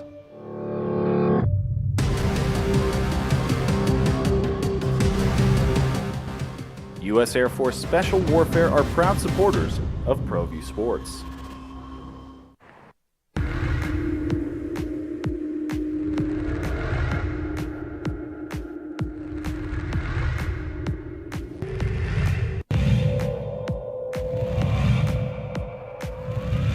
Bouncing into each other. I think Ella Chavez, the setter, was probably the one who should have had it. Oh, blocked up at the line and falls in perfectly. The Sartans.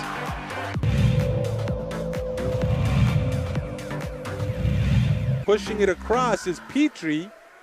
Meyer once again, Echerivel. Baker gets it off the block to Meyer. Echerivel, this time she just pushes it. And that one, she was there, was Perea, but it went off the foot. In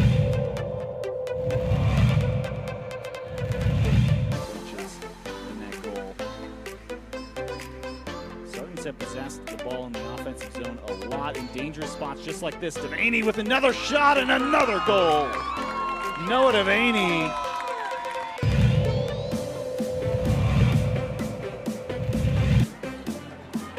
So this is the back line. It's Maya Baca. Oh, what a cannon. Del Greco with authority from the front.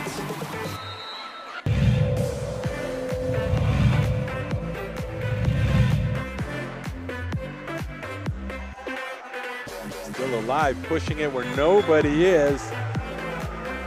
Was number 10, Ella Lopez.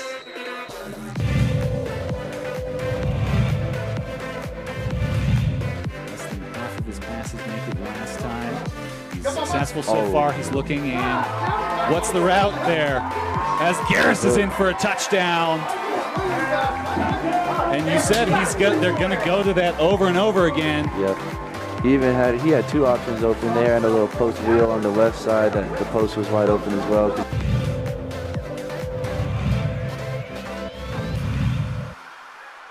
Popped up, set, crush. But it's dug up. There's another one. That one's not going to be returned.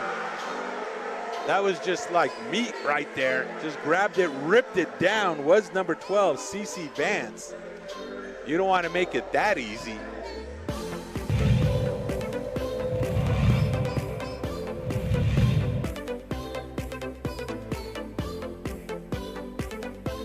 Curling ball towards the top, and it's in. Sandia Pratt gets their first goal of the game. And it is a familiar face, Finnegan Saunders with the shot.